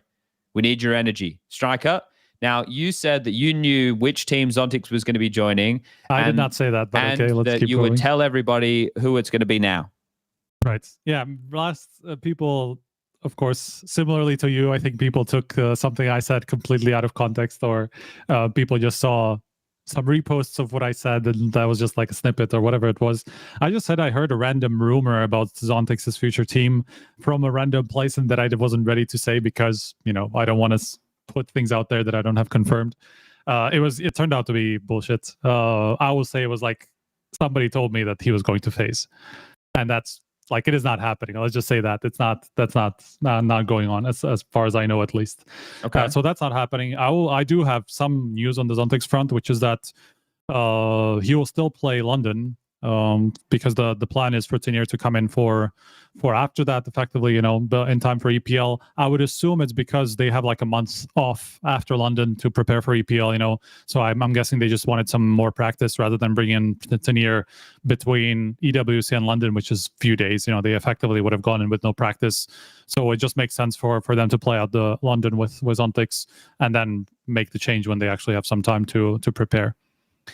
Beautiful. Third last dance for ZonTx. Yeah, it's a shame that this is dragged out. That is going to be that you've just touched on there, that sentiment, Prof. I want to bring up in greater detail when we talk about all the other teams, because I think that it's kind of putting a dampener on at least the framing of Spirit at the moment. But anyway, I'll get to that in a minute. Striker, I have some questions based off what you just said there.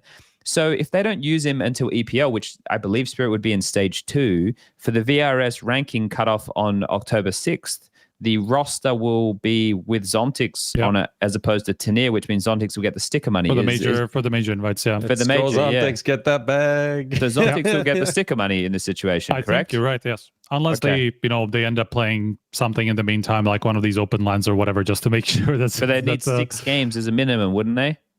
No, not 6. Is it? What number is it? Fuck, I've just pulled a number out of my ass. I think it's 5. It's the same as what it takes for you to show up on a lineup anyway. Okay, so it sucks for Tenier, but it's good for ZonTx. But ZonTx is getting cut, so it also sucks for ZonTx. It also, so right now it sucks for everybody. You can argue what's fair, what's not fair. Obviously, ZonTx is the one who earned this major slot, right? So, is it unfair for him to get the stickers even if he's not going to play it? You can make the decision on your own. I don't really care, to be honest. What would happen if he got picked up by someone else? It would negate everything there. Okay, give me 1 sec. I just need to change out the battery. No, you're all right, mate. I can take over. Now that he's not here, Striker said Frozen doesn't want to play with ZonTx. Yeah, well, that is big news. That's big news. That is big news. And it makes sense. It makes sense if you ask me. Can I do the fix your shit? Or yeah. Let me set it up. Set it up. Right now, we're going to get into Fix Your Sit, brought to you sitting at home by Anthros. All that Michigan quality. Anyway, over to you, Prof. Yeah, I even kind of alluded to it now with the ZonTx situation. With I'm just frustrated by the fake news, fake narrative, whatever makes the current moment feel bigger. We can just say it, even though it's not really true. Thing that is happening in Counter-Strike more and more often. Yes? So I love this, and I love every part of this. Who are the culprits? Name and shame. I know it wasn't me. I will not name specific people. I know it wasn't me.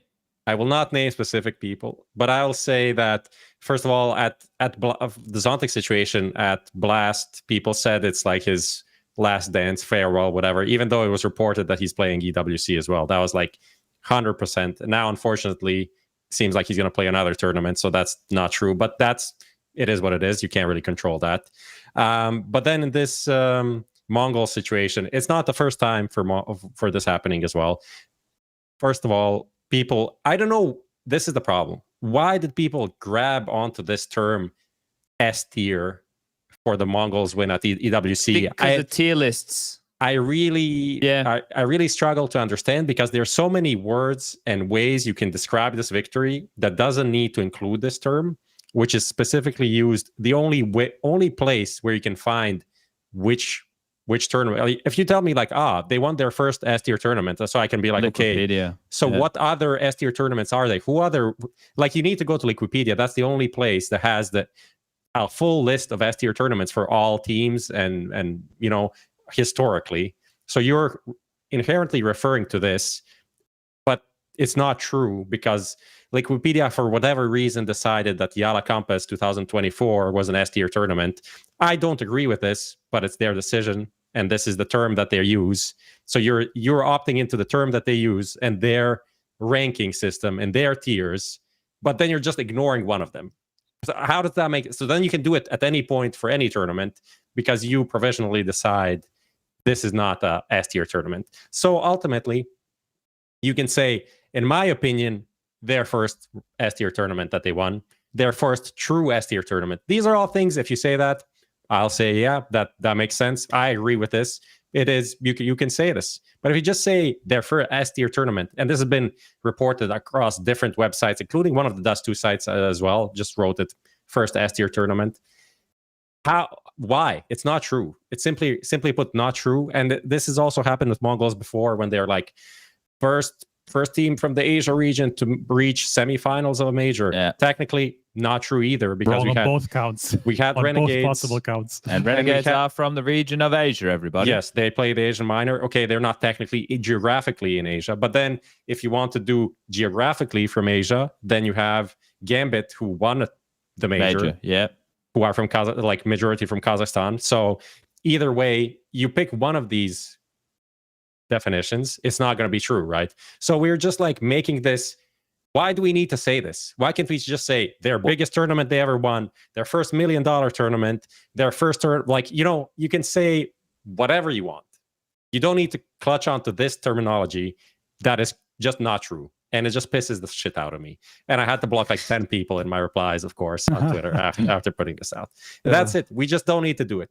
We don't need to do it. Oh, look, that was fix your sit. Use the right terms, all right? Even though they're just noises that come out of our mouth, all right? That's what a term is. Overdrive's in chat.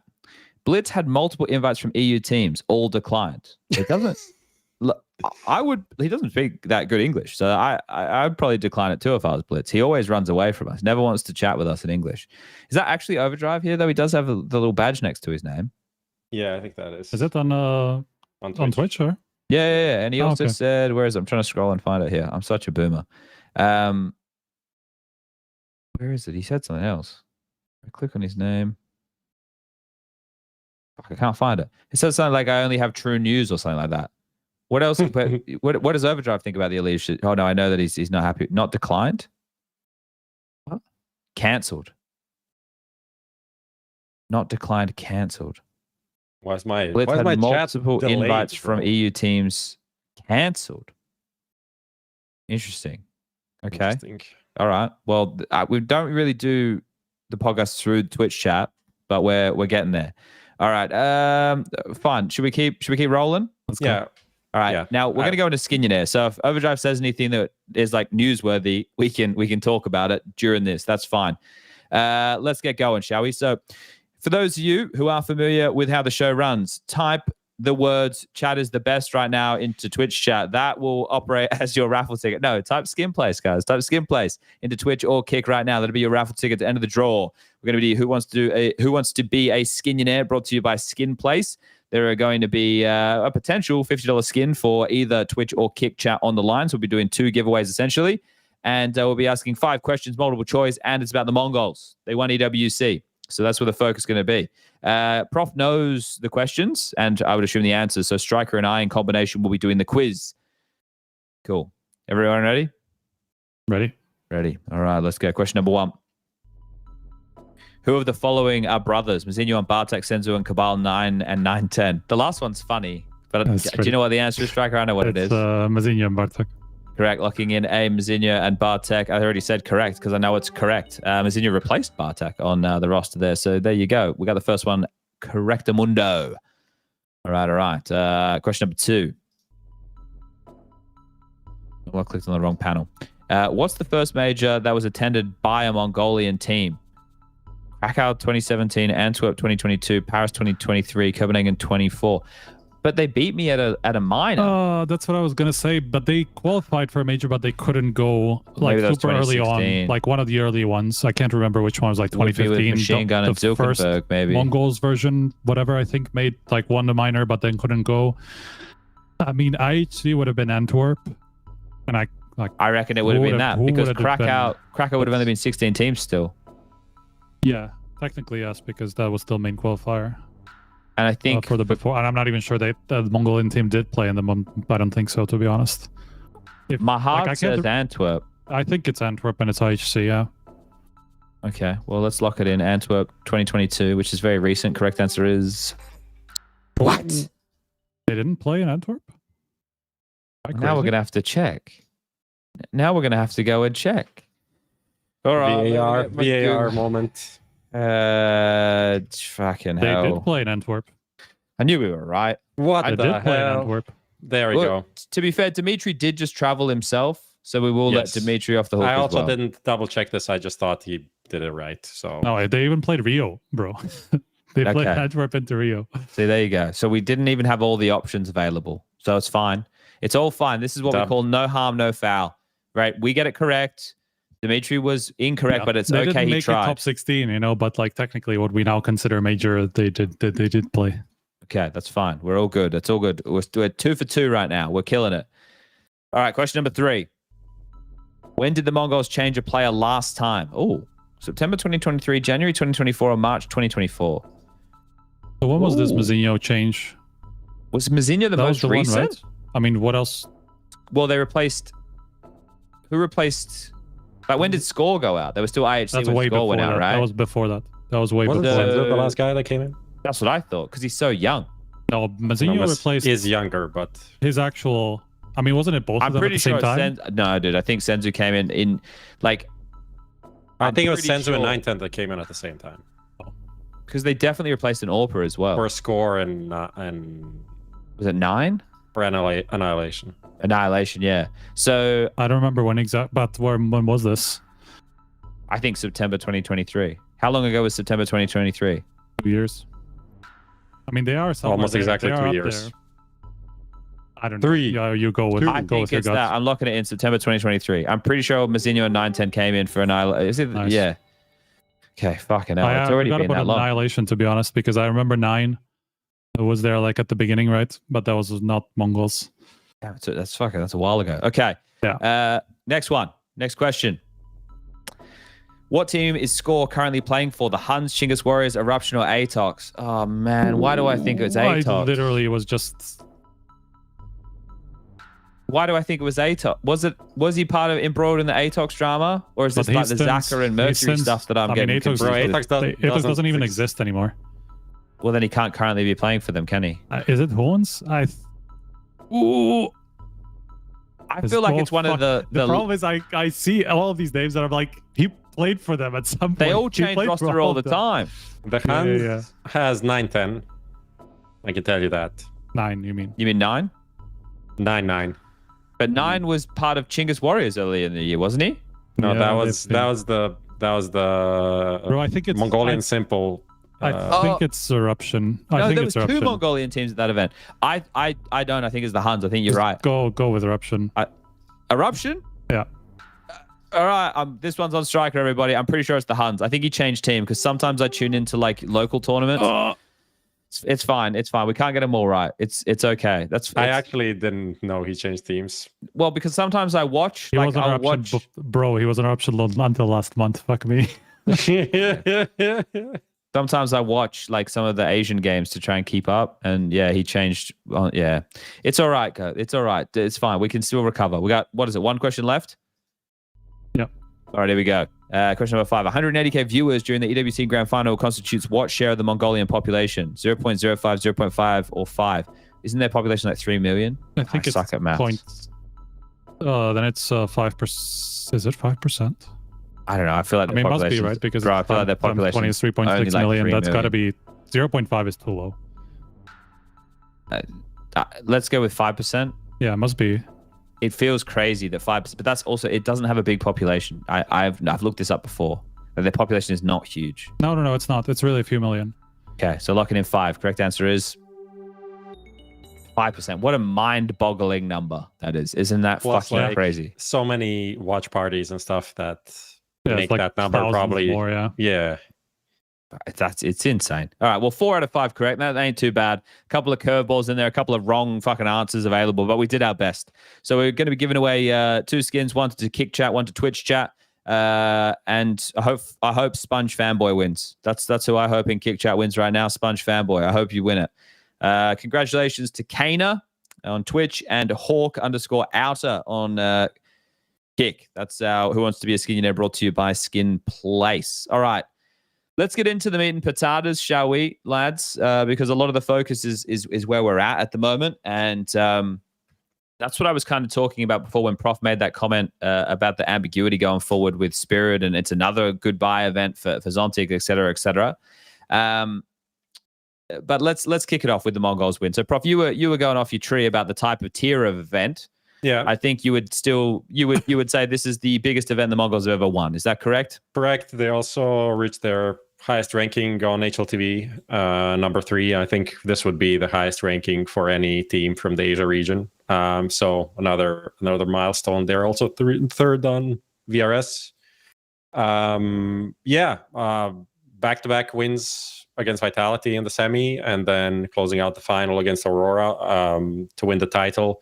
I think it's a huge achievement, and ultimately, very interestingly, Techno 4K, their best player in 2 events back to back, out of being like the guy that I think 90% of people would be like, if there's one player to replace during the break, you would say it would be Techno, right? So obviously made some changes to his positions and roles on the team, and it seems to be working out perfectly. So awesome to see, and just like caps out a crazy story for this team. I just wish that we could hear more from them to like really understand what it means to them ultimately. That's like from a purely viewer perspective, I feel like we're not capturing the whole essence of their story, you know. I think they are trying to change some things with that. At EWC, they had a woman with them who was doing social media style stuff, and I think her English was pretty good.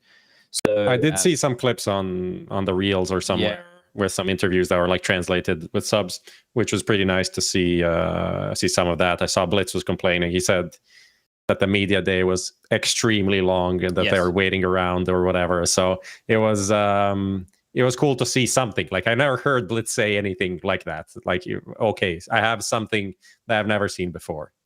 Yeah, it was a very extensive media day with all the obligations that they had over there in Saudi. Now, look, there's 2 things. There's more than 2 things.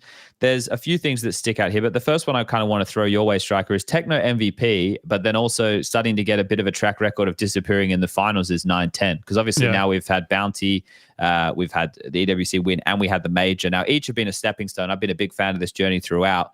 But it's tough, like when 9-10, who I think is very, very skilled. You know, I think he just needs to get past that mental edge. But what's your biggest takeaways of all of this, Striker, with Mongols getting the win? I mean, it's just the fact that Techno is the one who takes away the MVP. It kind of speaks to the depth of this team, right? We've always seen them as this super high skill, high individuals team, right? And they always play off of that. But the fact that effectively who we thought was their worst player until literally this season, can step it up and become the MVP, which it's hard to go back through history and like really confirm this, but we were looking to try to find a similar MVP from the past, and you would have to go to like Bits actually plays kind of a lot of similar positions as Techno does now, but his target rating is still a little bit higher, I think, than Techno's. But effectively, no player in like the most supportive positions has ever won in this way, other than that. And even with Bit, you can obviously look at, that Navi are not exactly using him as a supportive player, right? But he is a lurker, anchor. He is in a lot of the positions that we do think of as being a lower impact or lower output in general. So it's like, of course, it kind of depends stylistically on the type of a team, but generally, it is one of the most impressive like support performances type thing of a player of all time, effectively, because we've never really had an MVP like this. So it's again, just speaks to just how highly skilled all the individuals are on that team. It's not that they always meet at the same time. We were just talking about this with 910, right? Or in the past, there was Senzu, who we were always pointing a finger at for disappearing on the playoffs, right? He's gotten better at that, but now that they just had this, like another guy who was like 0.85 for an average for the first season or whatever it was, suddenly like pull out the 140 rating performance out of the bag when he switches a couple of positions, or more like the way that he's being used. It's just it's kind of unprecedented, to be honest. Yeah, like the thing is, their run isn't necessarily the most impressive run, and that's not really through any fault of their own. They played against 3D Max in their second game, EliGE in the first game, and 3D Max actually had that big upset victory against NAVI, right? And this was kind of a theme throughout the event, was early round upsets, especially in single limb, like teams are there and then they're not. Then the biggest one and the one that should dominate the conversation, in my opinion, is the win over Vitality, because now they're the only team to beat Vitality twice, right? And Vitality, that's a whole different conversation. There's lots of things going over there, but the fact that Mongols were able to back up what they did in Bounty just a week before again, and maybe even be better this time round, I think, well, actually, I guess that's very debatable, isn't it? Because there's more that comes into the context. But I think that watching them play the same style, have Techno kind of peaking with this level and beating Vitality again, and then going up against the usual foe of Aurora in the finals and making that 3-0. They still have some shaky moments where it feels like they should be closing, but they're not. Like they let teams back into the game a little bit or whatever. But it's really fun when they're on, right? They're an absolute team just that's steamrolling when they're on, and they are very unrelenting. They love to go for the fight, so they'll all be peaking together. They definitely seem to have that ironed out between them. But yeah, so what was it? It was 2 over Game Legion. It was 2-1 over 3D Max, 2-1 over Vitality, and 3-0. Yeah, it can't be better than last time. Last time they 2-0'd them. So the fact they went 3 maps it's. But also, I don't know, Nuke was super dominating. That was 10-2 scoreline first half. Like they were fucking owning him. So maybe, I don't know. I guess I'll have to go through the fine tooth comb. But yeah, impressive stuff. I don't know. This is the thing. We could sit here glazing them for a while, and this is where we're going to upset Mongols fans, because I don't think that doesn't really do anything good for the conversation, right? You can say, yeah, it's great for Mari. He's been coaching for a really long time. Yeah, we saw all the pieces. I think the biggest win is the Vitality win. It's really good that they get a trophy of that caliber, lots of prize money, all those things. We can do all that. All that glazing is done. But what conclusions can we draw from this event? Like, what? Because this is, again, I was sitting there last night trying to think about some of these stories and stuff that we're going to be talking about today.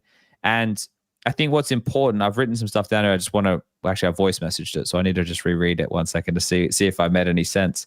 I wrote essentially 2 main storylines running in conjunction with one another. The events in the lead up to the major cutoff, which is October 6th. So what tournaments do we have from now until October 6th? And I think that's interesting that we can maybe dive into it in a little bit more detail right now, because all of those events in the lead up don't all have all the best teams. Yep.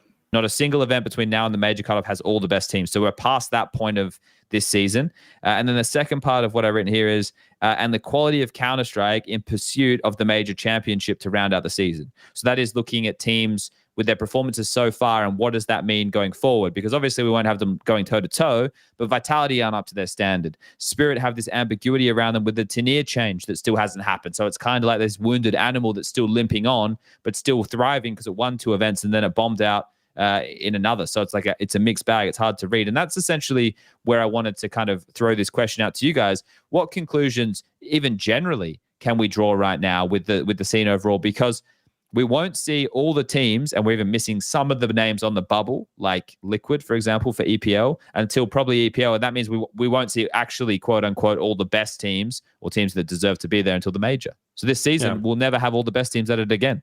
Which is fine, I think. Like that's kind of how it should be in some ways. Like we had Cologne, we had a few good events, and now it's just like preparation for the major itself, and that's it. I think for Mongols, as much as I would have loved for them to beat a big name in the final, because obviously the final put them against Aurora. So there's these two teams that have not won a tournament of this stature before. So one of them had to win it, right? It discredits it just slightly in my eyes, but ultimately it does give confidence that they can win tournaments moving forward. Like that's just like, it's just one of those things. Until you do it, you might never do it. And I think they've stepped up every way, haven't they? Like every time they've made a step, there's always been another step that we've said, and now they've finally made that last one. The next step, it's not even a step. It's like now you're just walking on this level. Can you do it again? Yeah. Right. I mean, it's been fast too, because like it was a long time that we had the conversation of, okay, they've just never really shown up in playoffs. They make this quarterfinal, they just don't show up. They make this quarterfinal, they don't show up, and then suddenly they break through that barrier, and within 2-3 months, they've won a big tournament. So it is a really quick curve or steep curve that they've been on, and that's the impressive part to me. Because usually it takes you a little bit of time, but it also speaks to some of the cliches we talk about, like these guys don't have experience on stage and blah blah blah. Like obviously it matters, and this kind of proves that, right? That where you do need to get used to that level first before you can really break through. And that's they've been the champions of like the underrepresented regions for a long time, and like showing them that this is possible, for you to work your way up, even with a very, let's say, a pretty limited talent pool, or even only working with one country's talent pool. So this is from all kinds of perspectives, storylines, it's an amazing story. Yeah, I think like right. I agree with Prof's takeaway here being that now that they can do it. That for me is kind of the conclusion that I would draw from this, that barrier has been broken through, because we already knew they were a good team, right? It's just like ticking the boxes to be a championship caliber team. So that's done. Here's what landmine I'll throw into the room. We'll see which one of you wants to jump on it. Are Vitality in trouble? This is a question, by the way, not an opinion. Fucking internet. Vitality are in trouble. Oh dear.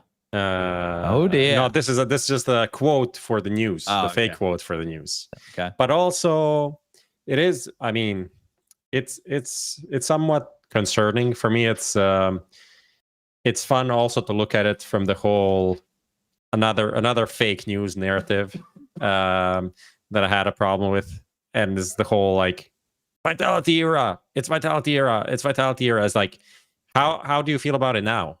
How about now? Still like it was the best season of all time. It's the best season of all time, right? But if they don't win anything, is it an era? Very for me debatable. I also think Donk's the GOAT rifler, and Jason and Yanko don't. So like we can all have different opinions. That's fine. That's fine. But so that's the thing for me. It's I feel like as much as I want to give respect to Mongols, I feel like losing to them twice in a row, not even reaching finals for 3 tournaments in a row, I think it's somewhat concerning, because they, it's kind of like the FaZe thing. They're not really close to winning titles, and they should be in that conversation, right?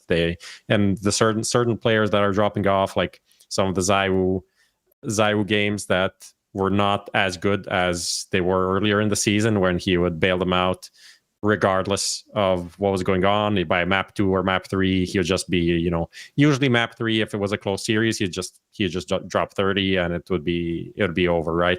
And that was missing now. And I know there's a lot of this talk about like how people are sick and this and that, but that's always a thing that you can kind of, there's a saying in Croatia, but you can wipe that off your ass, kind of a thing, right? Okay. You can't really, Yeah. it doesn't really mean anything. Sure. Can't really take that to a bank and get a grant off of it. No, that's fair, right? Regardless of them being unwell, the result is what the history books is going to read, right? And that third place decider, they absolutely disappeared. But it was such a tough game to have to commentate because the stakes are obviously quite diminished because Vitality is safe as far as VRS, but Falcons could really use those points if they want to be in stage 3. Yeah. Vitality's org wants them to win because for the club championship, it's worth $1 million to their org. But it's like, well, you're doing that for your boss. And it's like, right now you want to play good Counter-Strike. You have some players who are reportedly sick and you can't really bring the energy. Falcons also probably had fuck all sleep because they had to play late the night before and then come in with the earlier start times for the third place decider as well as the final. So there's a lot of things that went into that game that made it really weird. And what I was trying to take away was when I got to be in that different environment when we were doing that game, because Alex and I had to cast that from the B stream setup, which is what they used for Henry and Dinka for the first day and a half, and made super compromised setup from a casting perspective, like no ability to use a PC, which I use a lot. I'm in CSTV the entire time, flying around, checking things, lost bonus, who's got the best spawn, so that I can try and deliver some nuggets, as well as having the ability to search information and stats while you're doing the job live. So that really sucked. That's a pet peeve of mine. But the good thing that was there was the environment we were in was so close to the players that you could hear, who was talking, how were they talking, what was the intensity like. And credit to Apex, he definitely tried to bring the necessary energy to get his team to where they needed to be. Right? He wasn't slacking. He wasn't just letting them roll over and die, but he couldn't get anything going for his team. Didn't feel like the ideas were there. I was sometimes just watching them in rounds and seeing how little their mouths were moving and how and people at home could have too with the HUD, how infrequent they were talking. Just felt like ideas weren't flowing. And even when they did try and make moves or go for aggressive plays or keep the puzzle shifting, they lost the first fights as opposed to winning the first fights. Right? And that's huge, right? You can't lose all of your first fights. I'm not saying they lost every opening kill. I'm just saying on the moves they were making. And right now, I think that they're okay, so I tried to put myself in their shoes and think about it. All right, have the greatest season of all time, win the major, great. Go on a break, come back in. Lose to MOUZ. Oh, it's okay. We knew we were going to lose eventually, something they've been saying the whole time. We lost to a team that we played a shitload of time, who is essentially a top 2 or 3 team in the world, so really no harm in that. And then they go into Bounty, and then they lose to Mongols, and they go, shit, like Mongols are good, but now we've lost 2 in a row. So before we were like, oh, it's fine, to, okay, hold up a second. This doesn't feel great. My confidence is taking a bit of a hit. How do we get back to where we need to be? And then you go into this event and you're depleted of energy. Some of your players are sick and you can't find that solution. Yeah, no wonder they got sick. They're probably stressed right now. Like, of how do we get back to where we were? And it is 3 consecutive semifinal losses. It's not the worst result by any means. They're still top 4 at all of these events. It's just the bar that they had set for themselves was the world number 1. And the worst part is in that Falcons game, they didn't look like a team with any fight. And I'm going to chalk that up to all the other factors. I'm not going to take that Falcons game. I'm not going to say the Falcons game doesn't mean anything. I think the Falcons game means a lot for Falcons. I don't think it means a lot for Vitality. Yeah. But Apex seemed to treat it that way. On Twitter, he said he was going to do a whole debrief and stuff on Instagram. I just think they're lacking ideas at the moment. I thought the confidence angle was the big one because you could see, I didn't actually watch the Falcons game, but I watched the Mongols one. And in the entire first half of the season, right, and especially as they kept ramping up and towards the end of it, you could see how they were making all kinds of confidence moves, but always together, right? They would just play off of feeling so much that, and why? How could you blame them, right? They just have so much confidence because they haven't lost to anybody for like 30 series in a row, whatever. So they will always make the 3v4 move, that will win you the round because, you get it on the aggressive. And 2 people do that at the same time. Ideas are flowing, somebody will bring up something. Second guy will immediately, do something to support that or like to activate the other person, all these things. But when you watch the Mongols game, whenever somebody was doing something like that, it was disconnected from everybody else. Yeah. FlameZ was trying to push a smoke into the connector. I don't know if you remember this round, like where Techno got the triple. And just like tries to push a smoke when there's no real thought behind it, right? It's just he's trying to catch Techno off guard, but that's the only thing he does, right? And he ends up kind of throwing the round away. I think he was trying to connect with the short guy, but still to your point, there wasn't happening the way it would normally happen. They were being victims to themselves in a lot of those scenarios. Yeah. And so that just happens, right? When you lose some confidence in those plays, right? The second person just isn't there to support you, or just like it doesn't come in time, for you to make it work together, right? One guy wants to do something, other guy just takes a little bit more time to respond to it, and like it all like rounds like that fall apart. And so it feels almost like they still want to make those moves without having the confidence behind it, or without having the cohesion, the chemistry behind it. And that's like, realistically, it is what's losing them games at the moment. Yeah, it's a tough spot for them, Prof, because they have to play Bounty, which is online. I'm sure they would love to have some time off, right? Because EPL would be their next event after that. If they had like this next month to kind of recalibrate, but it's tough for them. This is the best that they can get. It's online games instead of LAN. Like that's the best they can get right now. It's the opposite of a well-managed season like last season, right? This is go, play everything and have online CS there in the mix. It's like, they kind of couldn't really. There's nothing out of this that they could have said no to, right? Because you have to play WC because it's huge money and the club share and everything. Yeah, and then you have to play Blast because you want also because you're winning. You want so much, you have all of these tokens, you just need to like see out the season at least. I'm checking right now how many tokens they have. So you're going to get the good portion of the prize pool thing. So they just had to. But like on top of the confidence, I mean, I just thought when I was watching the Falcons game, because it started super early, so I was completely caught off guard. Like I saw your tweet about the setup, and I'm like, why is he tweeting about the setup so early? This doesn't make any sense. And then I saw like HLTV results coming. I was like, what the fuck's happening? So it started at 10 a.m. or something. I guess they changed that kind of last minute. I think even for us. Yeah. So I joined on the second and third map, and that was fucking horrible. Like they really weren't shooting back. I felt like whatever Falcons were doing, they just got the kills anywhere on the map, essentially. Whatever they wanted to do and what they didn't want to do, everything worked. It didn't feel like a game at all. It just felt so shit to watch. And I'm like, I was looking forward to this game potentially as a grand final. Yeah, and just to see the matchups and see either, okay, I'm not getting a donk versus ZywOo. At least I can get ZywOo versus MongolZ or something. But it didn't. It felt so empty. Like I was watching it, and I'm just like, I don't even know what to make out of this. This didn't feel like anything. There's no fight. Yeah. There's no need to do anything tactical. Just like whatever Falcons wanted to happen just happened. And I don't really even want to put it. I'm not saying Falcons are super skilled as a team. I really think it was like Vitality. Their level was so low in this game. So that's that. Yeah. I mean, if anything, the loss to Aurora was the one that kind of rang alarm bells for me for Falcons, right? Because that's the game. I mean, this was the tournament for them to win.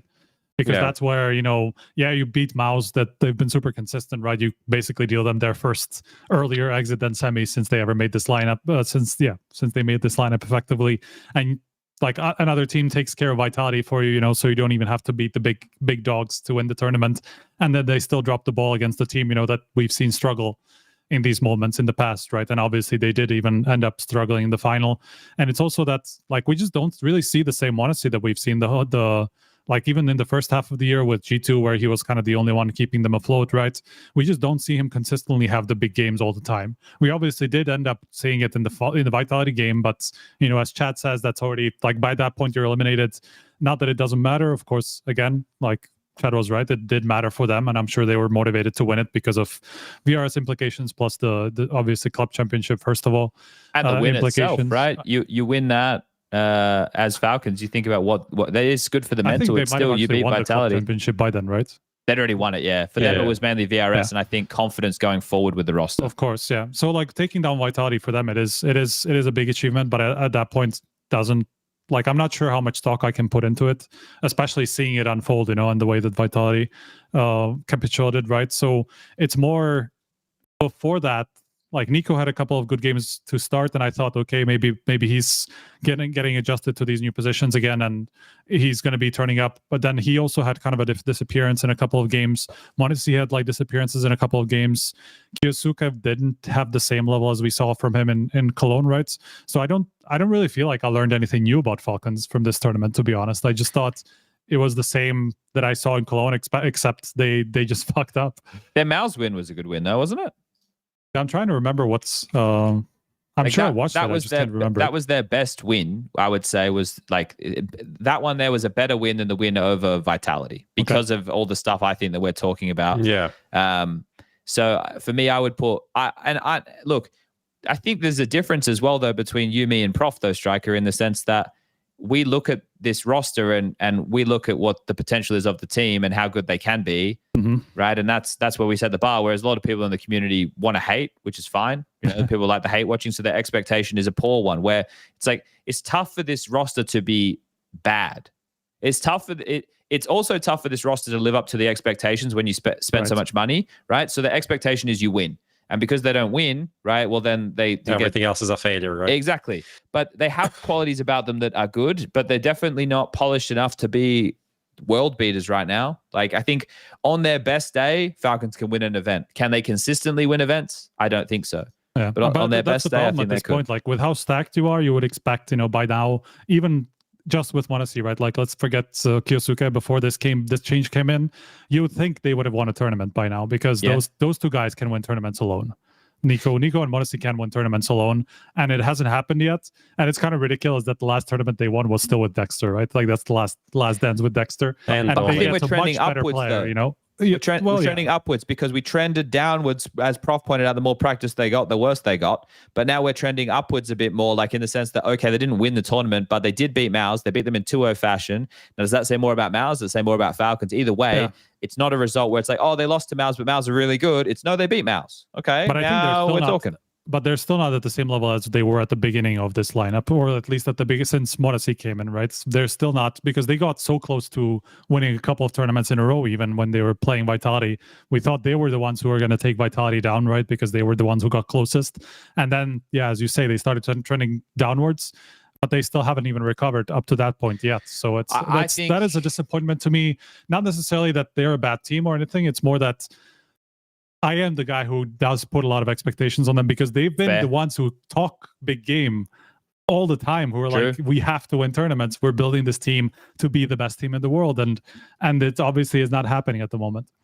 Look, here's what I'd say. I'd say by the end of the year, if they haven't won a tournament, which is left, which, as we touched upon, there's very few tournaments that have all the big names at every single one. There's going to be some that are a bit more hit. Fisher is the big one now, right? Because they're going to be, along with Mongols, they would have to be the favorites. Fisher's lineup is actually pretty nice because teams at Fisher have aged well in recent history. Like the Fisher, I want to see Furia. Now after seeing Aurora in the final, I want to see Aurora again. It's crazy to say I want to see Furia these days. Yeah, it's been a while, but I want to see him. Like, so there are some. I want to see G2. I'm Rush. I was talking to Rush today. He's like, bro, during that G2 Falcons game, you were glazing G2 so much, and I was like, I just liked what I was seeing. Like they always had an idea. There was not a single round where it felt like they threw that game. That train, like they had it in their paw. Like they were playing so well, and then just like threw some rounds that were just, that Hunter Heavy God setup on B. Then I saw a lot of teams playing it on train. Too high ramp, yeah. It was like you have a perfect setup. Somehow both of you whiff everything. It was like, oh no, not like that. I think that's what hurts me the most when people have a great setup and it's just like, wow, they're walking into your trap and they just whiff. That hurts me physically. Sampias is the guy that needs to step up. I think everybody kind of has that realization. But just quickly with Falcons. Still Falcons. If Yes. Falcons don't win a trophy by the end of this year, kyousuke needs to go to Spirit. They need to get out the checkbook, which they don't have any problem doing, and they need to get Ash. Because I think that right now, or at least the top orgs should all try and do what G2 are doing. What NAVI already have is future-proof yourself and get a real deal coach. Get like a real deal, like system-based coach. I don't think ZonNx's that guy. Get Ash, who I think is. I think Ash joins the conversation for being a good coach in that degree as a Blade, as a Saw. I think Flashy will be the next version because he was there with Blade. He knows what it takes to have a Blade-type system. I think any teams right now, the only coach out there that I think, could be worth an upgrade would be Ash at the moment. So that's what I'd do if I was Falcons. I would get Ash if I could. I heard they're asking for Insane, but no, that was Saw. Never mind. Maybe also Ash. I mean, maybe Ash also resigned relatively recently, like half a year ago or earlier this year. So it's also probably not going to be a super cheap. But I also heard like Ash resigned like at the start of the year, but only the news came out like in May or something. Just quickly, I didn't mention Cycron. So I should have mentioned Cyclone as well. And people say Halley, but I can't talk to Halley because I don't speak Russian. If I did, he doesn't speak English. Like, even, he's the guy, even at an after party, after like 3 beers, he's not going to speak English. So, his English is not that good. That's just a fact. Usually, even if you would get a Dosia or like a Zeus back in the day, they would speak English after like a few beers. But this guy is like acquiring a translator for after party talks, which is amazing. Look, I respect anybody that is going to spend time speaking not their native language to me. But at the HLTV party, I was talking with World Edit, Hooch, and Seized, and they're all speaking English because this fucking big idiot here doesn't speak any other language. Nice. So that was very kind of them. I mean, Hooch and Seized, their English is great. World Edit. I don't think I've ever spoken to him in English. He's a commentator now in Russian. I didn't recognize him. He has like a blonde hair or whatever going on. I don't remember exactly. Maybe he was wearing a hat when I was talking to him, but either way. I want to say a few more things about Falcons. You may. May I? You may. Okay, thank you. If you gave me the permission, then I know it's a green light. They're Inferno. Absolute garbage. Yeah. Last 4 games. Last 3 months, MIBR loss at the major. And then now 3 at the Esports World Cup. 13-8, 13-6, 13-9. It's just extremely bad. It's just like a free win at this point, it seems like. And realistically, why play Inferno with this lineup? Why play? It really doesn't make sense. I think Yanko was trying... No, not Yanko. Someone was trying to make this point on the desk. I completely agree. Just give these players some room to run around and shoot people instead of being stuck in like the Where is there more room? On Inferno, there's no room. I know Nico doesn't like overpass. But then he doesn't have to play toilets anymore, even if it's like a great position and all that stuff. He can be rotator or something. He can. They can do a lot of things on that map. I think it would suit them a lot better. Imagine MongolZ on overpass. Yeah, MongolZ and kyousuke and fucking toilets. Yeah, like, that'd be sick. Is that better than Donk and Shiro? Maybe. Testis used to be pretty good at overpass back in the day when it was on Heroic as well. Yeah. I think that would be a good change. I think their T-sides were good in that Vitality game, though. They dominated them on Nuke and Train, and most of their rounds on Inferno came on T-side as well. It was 8-4 first half. So but again, I tell that with a grain of salt. That one. I'll say the Aurora game. First of all, Zantares was fucking insane. That was, he's kind of back. Form. He got another. He went to his daughter's birthday, and now he's in form. That's the buff, daughter birthday buff. He brought it over. It's only for one event, so he's back to it only lasts this. one event. That's the thing. So he was great on that. And what else did I want to say? I mean, honestly, the train game, that was a huge L from Falcons. That was really disappointing to see how they are losing some rounds, like lack of trading, like people pushing them, and they like losing the trades like massively, like very, very underwhelming overall, because I think they got enough rounds on the T side by some mistakes and individual brilliance, like from Nico or whatever, and they couldn't close it out. So I think big L there for Falcons. And last thing, what do you guys think about kyousuke after 2 tournaments? I think he's solid, but he's not donk, is he? He's absolutely not donk. I can 100% certainly say this after 2 tournaments.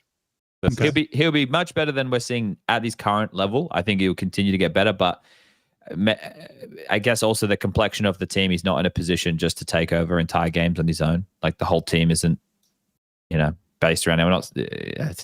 I need more nuance in my words, otherwise that'll be quoted miscontext and everything. He's not taking over the game in the same way Donk takes over a game. There you go. That's a better way of saying it right there. But yeah, I like watching him. He's still very sharp. He's still a really good player. Good player for sure. I guess we can quickly talk about Spirit. I don't imagine there's going to be too much time needed to talk about this. So they lost to Heroic, which was funny because they were playing against Tanir, and Tanir's the guy who's meant to be replacing Zontix, but he was meant to be replacing Zontix for London, but they can't get him there in time, so they're going to be using Zontix for another event. Anyway, so this is where... Their fucking academy guy. Arkron was pretty good when I watched him in their second game. He was actually pretty good, yeah. The first game was rough. But does anybody put anything into this? Because this is what I brought up before when I was talking about these like storylines and the broader context and the cutoff date and everything. Like this season starts with Spirit winning Cologne and then winning Bounty, but then bombing out in last place at EWC. And we know they're going to have a roster change, but they already just made a roster change, but they're still making another roster change because they think they need a bit more firepower to take down Vitality, who are currently struggling. It's like, what the fuck is going on? Like what? We're in like this weird period of limbo right now because the team who should be considered the best team in the world is changing its roster. So you can't really consider it the best team in the world, can you? Because it's going to change. So what are we doing right now? I'm so lost. I mean, what you can take away, I think, is like Zwei still finding his footing on this lineup. I think that's what you can. But there'll be more adjustments when Tanier comes in. Will there? I don't know if necessarily positionally speaking, but it's a new player, and that'll have an impact within itself. Yeah, but I think that's the only thing you can really take away. You can just look at that player because he's new and be like, how can we judge this player? How good is he? Where do we put him? I think so far had some good moments, but hasn't really blown us away. I would say that. So I think he's still like kind of on a micro fraud watch in itself. Interesting. And I don't want to say that's a bit too far. Obviously, he's not playing the same roles, or he's not asked to do the same things he's asked on Nemiga. So that's obviously gonna make him a different player. But I think, he's not making a huge positive impact for Spirits right now. I think you're in a really good position though, Prof. If you just use the buzzwords like fraud watch and aura and all these words, as opposed to like actually stringing out sentences, you can't get taken out of context because all of those words have actually lost meaning. So like when you say fraud watch, you could mean that the guy is like super legit and really, really good, but maybe you wanted to see if he wins a 1v5 or not. And if not, he's on fraud watch. I can also use GOAT. Yeah, use that one. That's a great one too. Like, and not like for donk, but for like just anyone. For Zontix, for example. Man, I got another limb POV. I'm the fucking GOAT. You know, what are we talking about, right? Like limb POV. Limb POV, gang.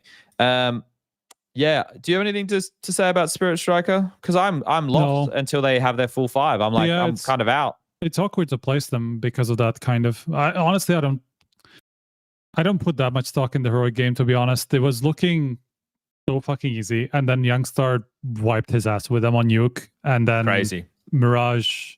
Like, that's, by the way, if you want to see a game where I actually don't know what it would look like in 2.1, I'm curious how that game would have looked, the new game from Youngstar, because he had so much impact, bro, like insane. He decided the entire start for heroic, like the whole CT side was him. It was like 2 1v2s and two doubles and like 2v3s that like basically won them rounds, and like crazy impact. That's, I'm pretty sure on 2.1 would have looked way worse because it's like 90 ADR game, and on 3.0 he ends up 2.09 rated versus I think it would be pretty significantly less, but I would have to check exactly. But then it just came down to a weird Mirage start where they just couldn't get into the game effectively. They just lost to they like were weird unwell pistols as well, in third. apparently, weren't they? I don't know. I didn't hear Some that. of the Spirit actually. guys were sick, I heard. Okay. I know they just lost like weird round to just pistols in like the third round of Mirage, and then just it all spiraled out of there. And then of course, like when you have to come back from 9-4 or whatever it was, you're just going to struggle a bit.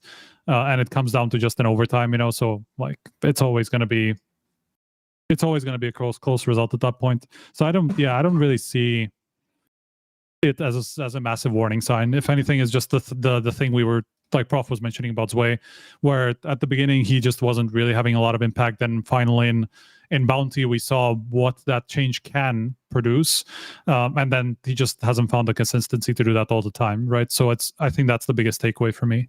Yeah, that's fair. I think you guys have framed it the best you can. There's not much else to take away other than how Zwei is integrating into top tier CS. So yeah, you guys have been able to pull the one piece that actually matters out of it all, I suppose, because until Tanier joins, they're just in limbo. So yeah, we'll see what happens there. I did read the dirt sheets, and people were talking about, Zontix can't get a new passport. That's why they're replacing him and stuff. There's so much stuff flying around. We'd love to get to the bottom of some of this. We'd love to see if Zontix does end up going anywhere, but that's all. The amount of misinformation being spread, I just feel for Mr. Information. That's what I'm going to say. Hey, that's not bad. That's a great dad joke. Quickly about NAVI, because Alexi made some comments in an interview after their loss. I think pretty unhappy with things. I see if I can find the exact verbiage. One moment. It feels so gut-wrenching to be in this situation in the middle of the season.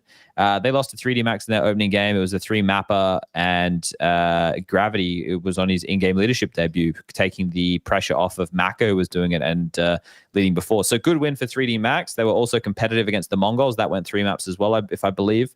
So yeah, cool stuff for 3D Max. We'll see what the future holds for them, because they were getting very stale in their approach. So this is just something a bit new.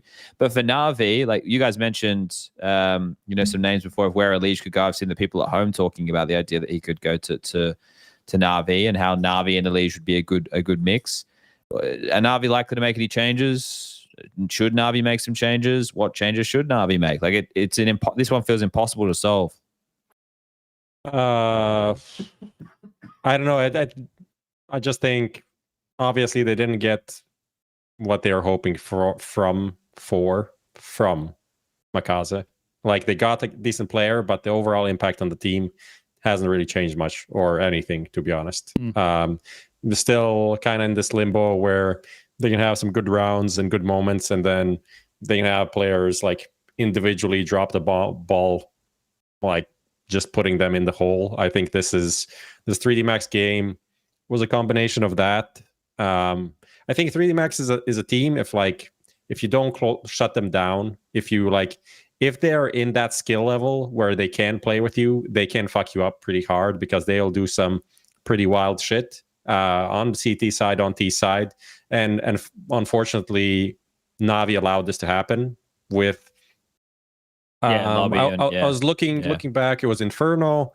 They lost 39, but it was like 8. They were up 8-4, 8-3, 8, something like this. Like they had a huge lead. They're up 9-4. They won the CT side pistol, and then they lost the force. They lost all of the CT rounds, so they won the pistol, and then even in the force, they had like a 3v5 situation or something. Bit got 2 kills in apartments. Yes. The bomb got loose. He couldn't hold it because he's low on HP. But they had them surrounded on the A bomb site, and they were like two Tech 9s, and maybe like a fucking Galil or something. And Wonderful had a FAMAS and Pit. They go on him. He gets 0 kills. They pick that up, and then people are trying to boost over a smoke. Then the guy dies there. Then a guy just like YOLO full rushes out of apartments, jumps out. Fucking Rambo mode. I'm like, okay, now it's a 2v3 for 3D Max. They lose that round from a 5v3 to a 3v2. Wow, insane. And then just lose everything after that. Insane. And that was second map. And the third map, again, they made a comeback. 3D Max made a comeback on this time on CT side. Wow, that fucking Alexi B round where he gets 4 kills and is supposed to close out the ace, and just like turns into me magically. Yeah, he's like, lacking confidence I could take a lot, over his which fucking is crazy. keyboard. Yeah.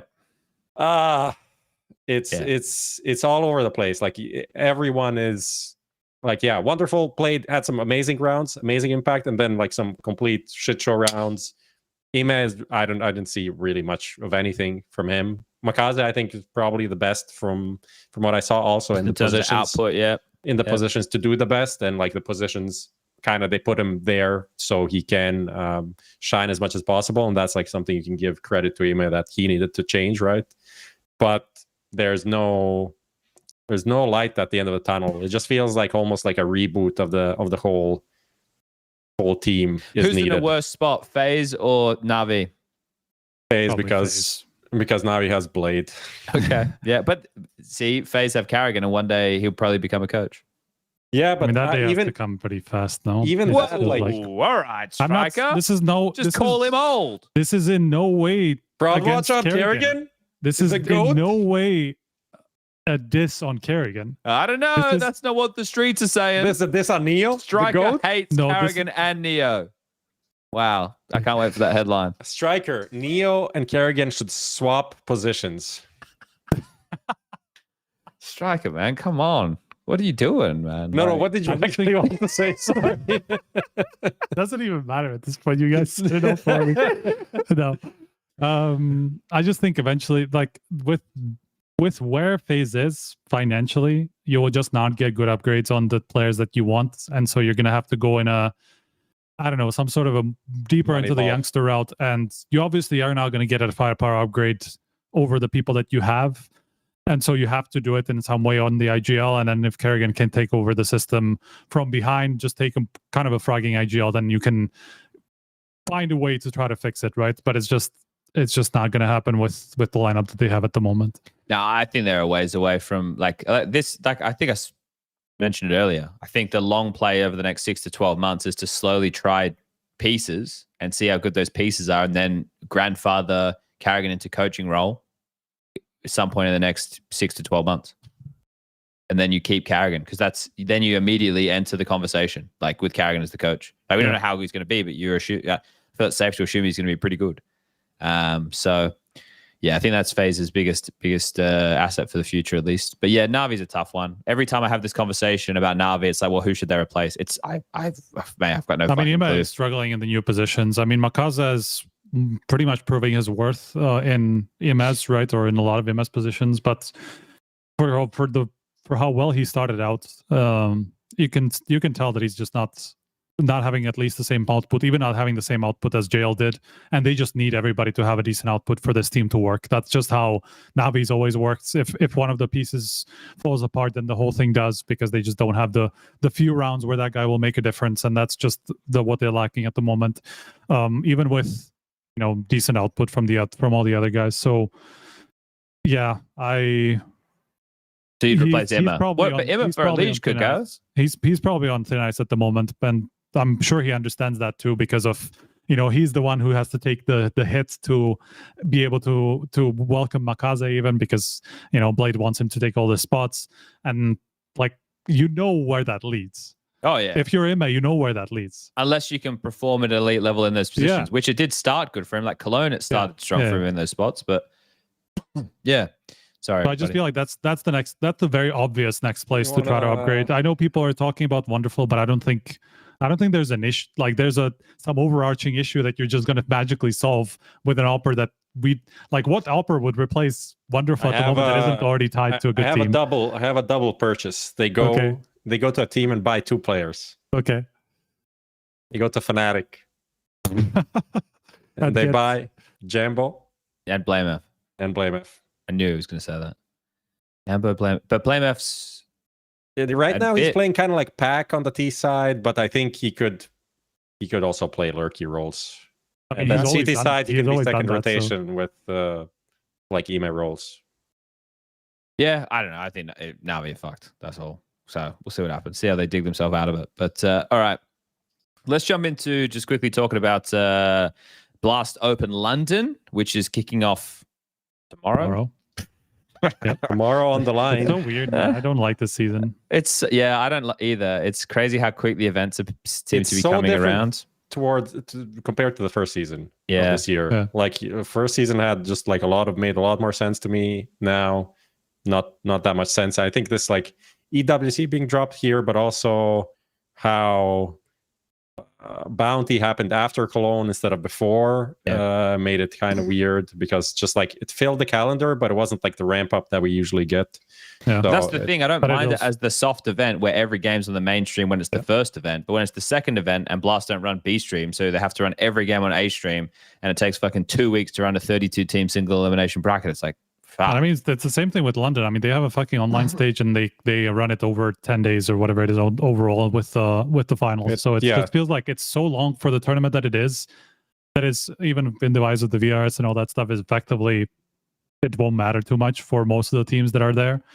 So I don't think we'll see that, bro. I mean, it's taking as much as takes as much time as Cologne, which has 24 teams, right? It's a 2-week event practically. Takes as much time as a PGL event, which runs Swiss.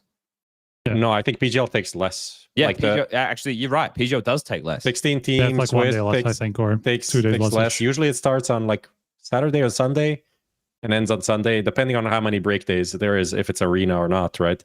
In this case, this is the same event as Chengdu practically, but it takes 2 weeks instead of 1 week. Yeah.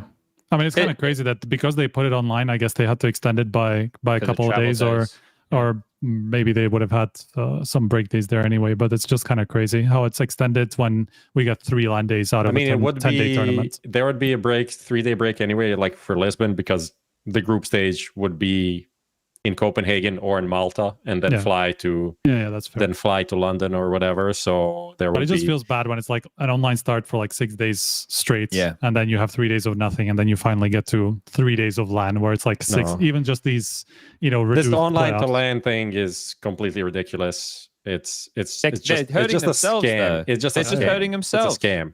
Like, this is an online qualifier, kind of like what Starladder did. Yep. But that happened like a weeks month before. And it happens during other tournaments because it's for smaller but now it just takes the calendar. I mean, we don't need to talk about this. We talked about this before, but it's just everyone knows it's ass, and it's not going to be ass next year. I just don't feel like we're heading into a tournament, and we're also not going to treat it like any of the tournaments that we've had so far in the season, other than, let's say, Bounty, which is pretty much the same thing in terms of like the core concept. So I just less teams go to LAN as well. Like, I wouldn't be surprised if some of these top teams just didn't really give a fuck, Well, the other thing is, like you guys nailed it before, the frequent flies for Vitality is important, and then so is it for Spirit. But then Spirit have this whole it's just like both of them, I think, have 7 tokens, and that's probably going to be equivalent to at least $500,000, maybe a bit more, right? Like, because what is it? It's 2 million. Anyway, I'm not getting in the weeds. The point is, this event's happening, and it starts online. Now, this event is lacking a couple of key players that you just saw at EWC. It doesn't have the Mongols, who were the winners. It doesn't have Falcons, who were the third place team. It doesn't have Aurora, who were the second place team. I didn't even realize this, actually, that we don't have the top 3. So it's one of these events, because I'm not just doing this to just be a dick. When you look at Fisher have the Mongols, they have Falcons, they have Aurora, they have Furia, they have G2, but they don't have Vitality, they don't have NAVI, they don't have Spirit, right? Like, so all of these events are lacking somebody until we get to the major or EPL, but EPL will still be missing some names. So even then, it's not perfect. So guys, fill your boots when you can. And I'll tell you this much, the outcome of all of these events is not going to determine who the unequivocal best Counter-Strike team in the world is. There is too many things in motion right now for one event to decide that. So enjoy the Counter-Strike for what it is, and whoever wins deserves to win, because right now we're going in a bit of a roller coaster for the next month and a bit. 2 months, I think it is. If Vitality lose online, is the Vitality era over? This is straight what I would write in Twitch chat if I was a Twitch chatter.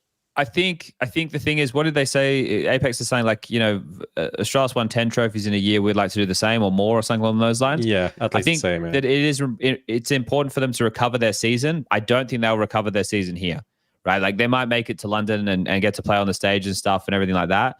But I think that the recovery of their season will come after, when they have a month break before EPL, and then it'll be okay. So they had a turbulent. This is how I think history will be written if they can bounce back.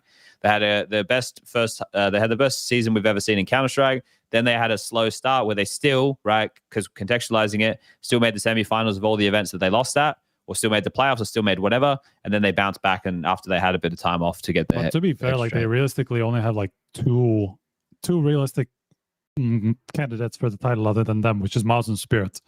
Like, they have such an easy group.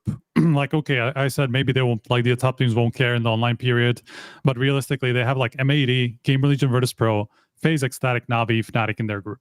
So that's effectively a free pass to the semis, first of all.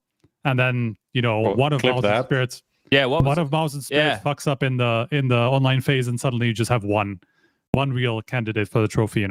So I think this could easily still be a Vitality trophy. Like, the thing is, they still have the individuals, like, to just win a tournament out of nothing, even if they're in a shit atmosphere, whatever it is. Like, they're one of these teams. Donk can win tournaments alone. ZywOo can win tournaments alone when he hits. So it's always going to be possible. I don't think that there's any world. If anything, I think this is going to be easier than the tournaments they've played so far. Oh wow, okay, fair enough. That's interesting framing. I thought the challenge would come from more the mental side. I guess I understand what you're saying, right? Yeah, I think they just have a lot of, like, let's say this online phase. Yeah, they just need to be at a D game, whatever, and they're gonna win. They're gonna win the group, right? So sure, it's not gonna be a problem for them. It's more like whether they will meet MOUZ and Spirit later on, and whether they can get their shit together in those games. So I guess the thing is, I mentioned the teams that weren't there. It's important also to mention the teams that are there. So you got the usual candidates of Vitality, Spirit, MOUZ, NAVI, Fury are there, which we didn't have at EWC. FaZe will be playing their first event with Jacob. Get more G2, which I'm excited about. VP, thanks to Overpass, they've been brought back into relevancy. Gamer Legion, they'll be more looking into how they're functioning with Kersey, because it's been some hit and miss moments. Legacy are back finally. Liquid, who in my opinion, even though they haven't been getting the wins, the last 2 series they lost were both to Vitality, and both times they were extremely competitive, even though they didn't win a map. So I'm hoping that we can see more out of Liquid, even though they go up against G2 first round. That is a tough game. I mean, they've been getting close to beating Vitality, right? So there's something there. They've just had a pretty shit draw. Yeah, but that's the way it goes when you fall down the rankings, yeah, right? Of course. And then I mean, they're under so much pressure now because of the major. They could miss out on the major at this point. So they do need to do well in London too. And G2 is not an easy beat, mate. Yeah, I agree with that. G2 will not be an easy beat. I like G2 too. I like G2 too. If it wasn't for Sampires shitting the bed, honestly, this team would be so good, I think.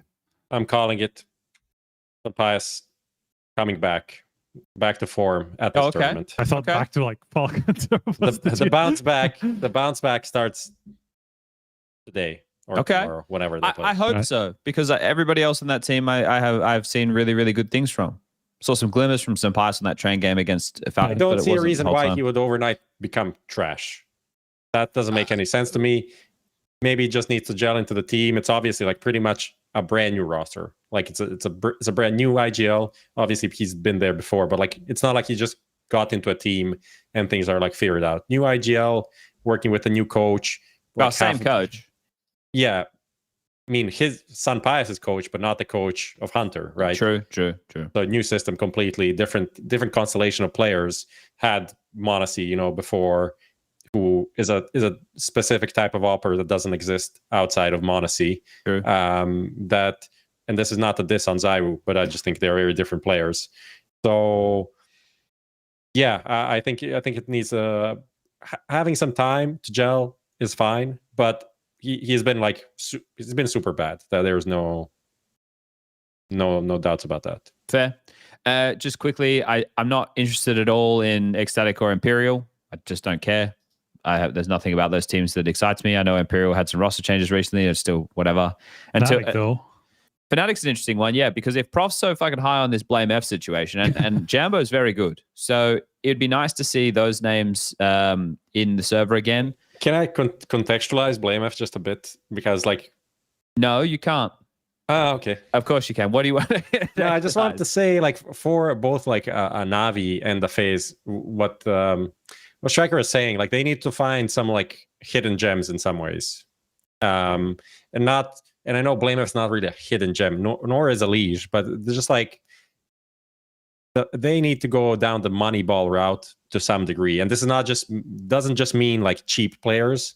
It just means players others will overlook for whatever reason. And players that have some problems, but you can work with these problems and extract maximum value out of them.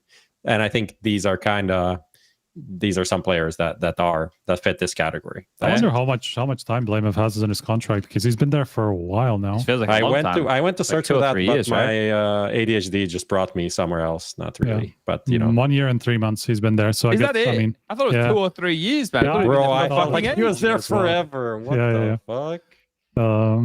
That's how online CS feels, I guess. Jesus. Yeah. Okay. Well, so I guess at least on whatever, almost a year, if not 2. 1 year and 3 months since he left Astralis only. Yeah.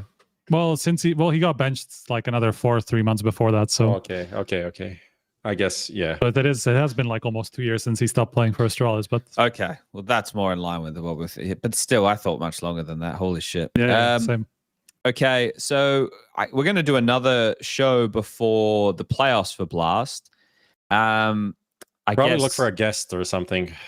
Yeah, well, the matches will be happening, so it'd be nice to get someone in, and then maybe we can talk a bit of all over the place. Really, that would be nice.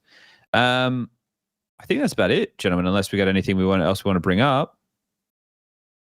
I forgot to. It was my tag on the Falcons thing. Falcons lift the trophy anyway.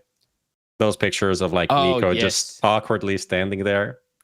Dude, when they with Ronaldo at the end and stuff, and I was like, what is going on here? Made no sense. Well, this is the stuff that's for not for Counter-Strike World, for everyone outside. You see this and it's like, this is the biggest esports player, and this is the biggest football player, and this is the biggest tournament in the world, and that's it. And for a lot of those other games, EWC is like the biggest thing they have going for them. Whereas for the Counter-Strike world, it's just a single elimination tournament that happens, right? For us, it doesn't mean a whole lot. For, I'm sure, fucking Apex Legends or Street Fighter or Crossfire or all those, like, I learned that EVO is now a qualifier for EWC.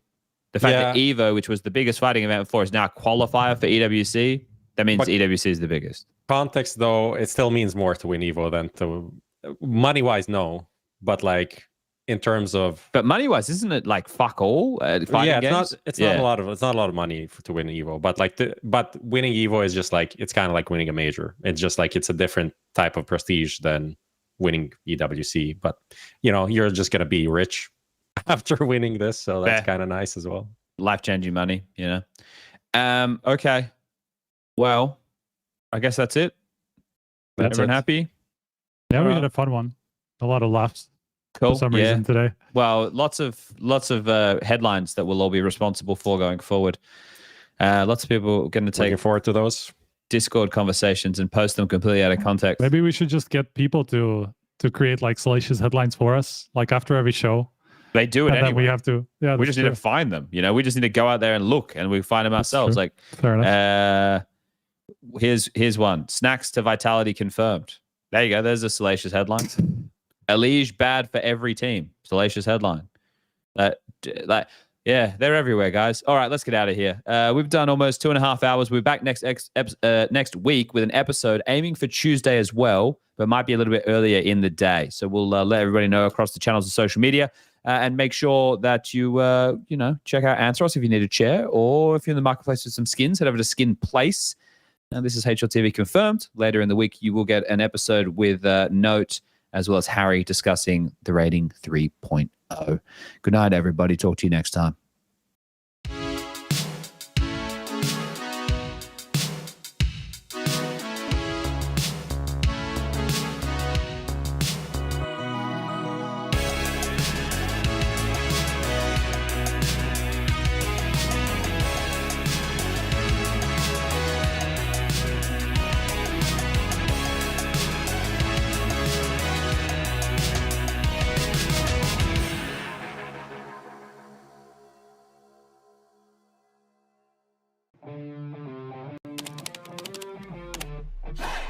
Sell in-game items at the best prices in just a couple of clicks. We are the biggest instant sell service for in-game items like Counter-Strike 2, Dota 2, and Rust. Easy selling process and instant withdrawal of funds to the most popular payment methods. More than 140,000 deals and 50,000 active sellers every month. Use promo code HLTV5 and get a 5% bonus on the sale of your skins. Skin Place. Sell items now. When every move counts, your chair shouldn't hold you back. Top esports players are switching to Anthros for unbeatable support and performance that keeps them in the game longer. Designed to support your unique shape and built with medical-grade components, Anthros is setting a new standard for comfort. Check out the Anthros difference today and get ready to fix your sit, because gaming deserves more than just a chair.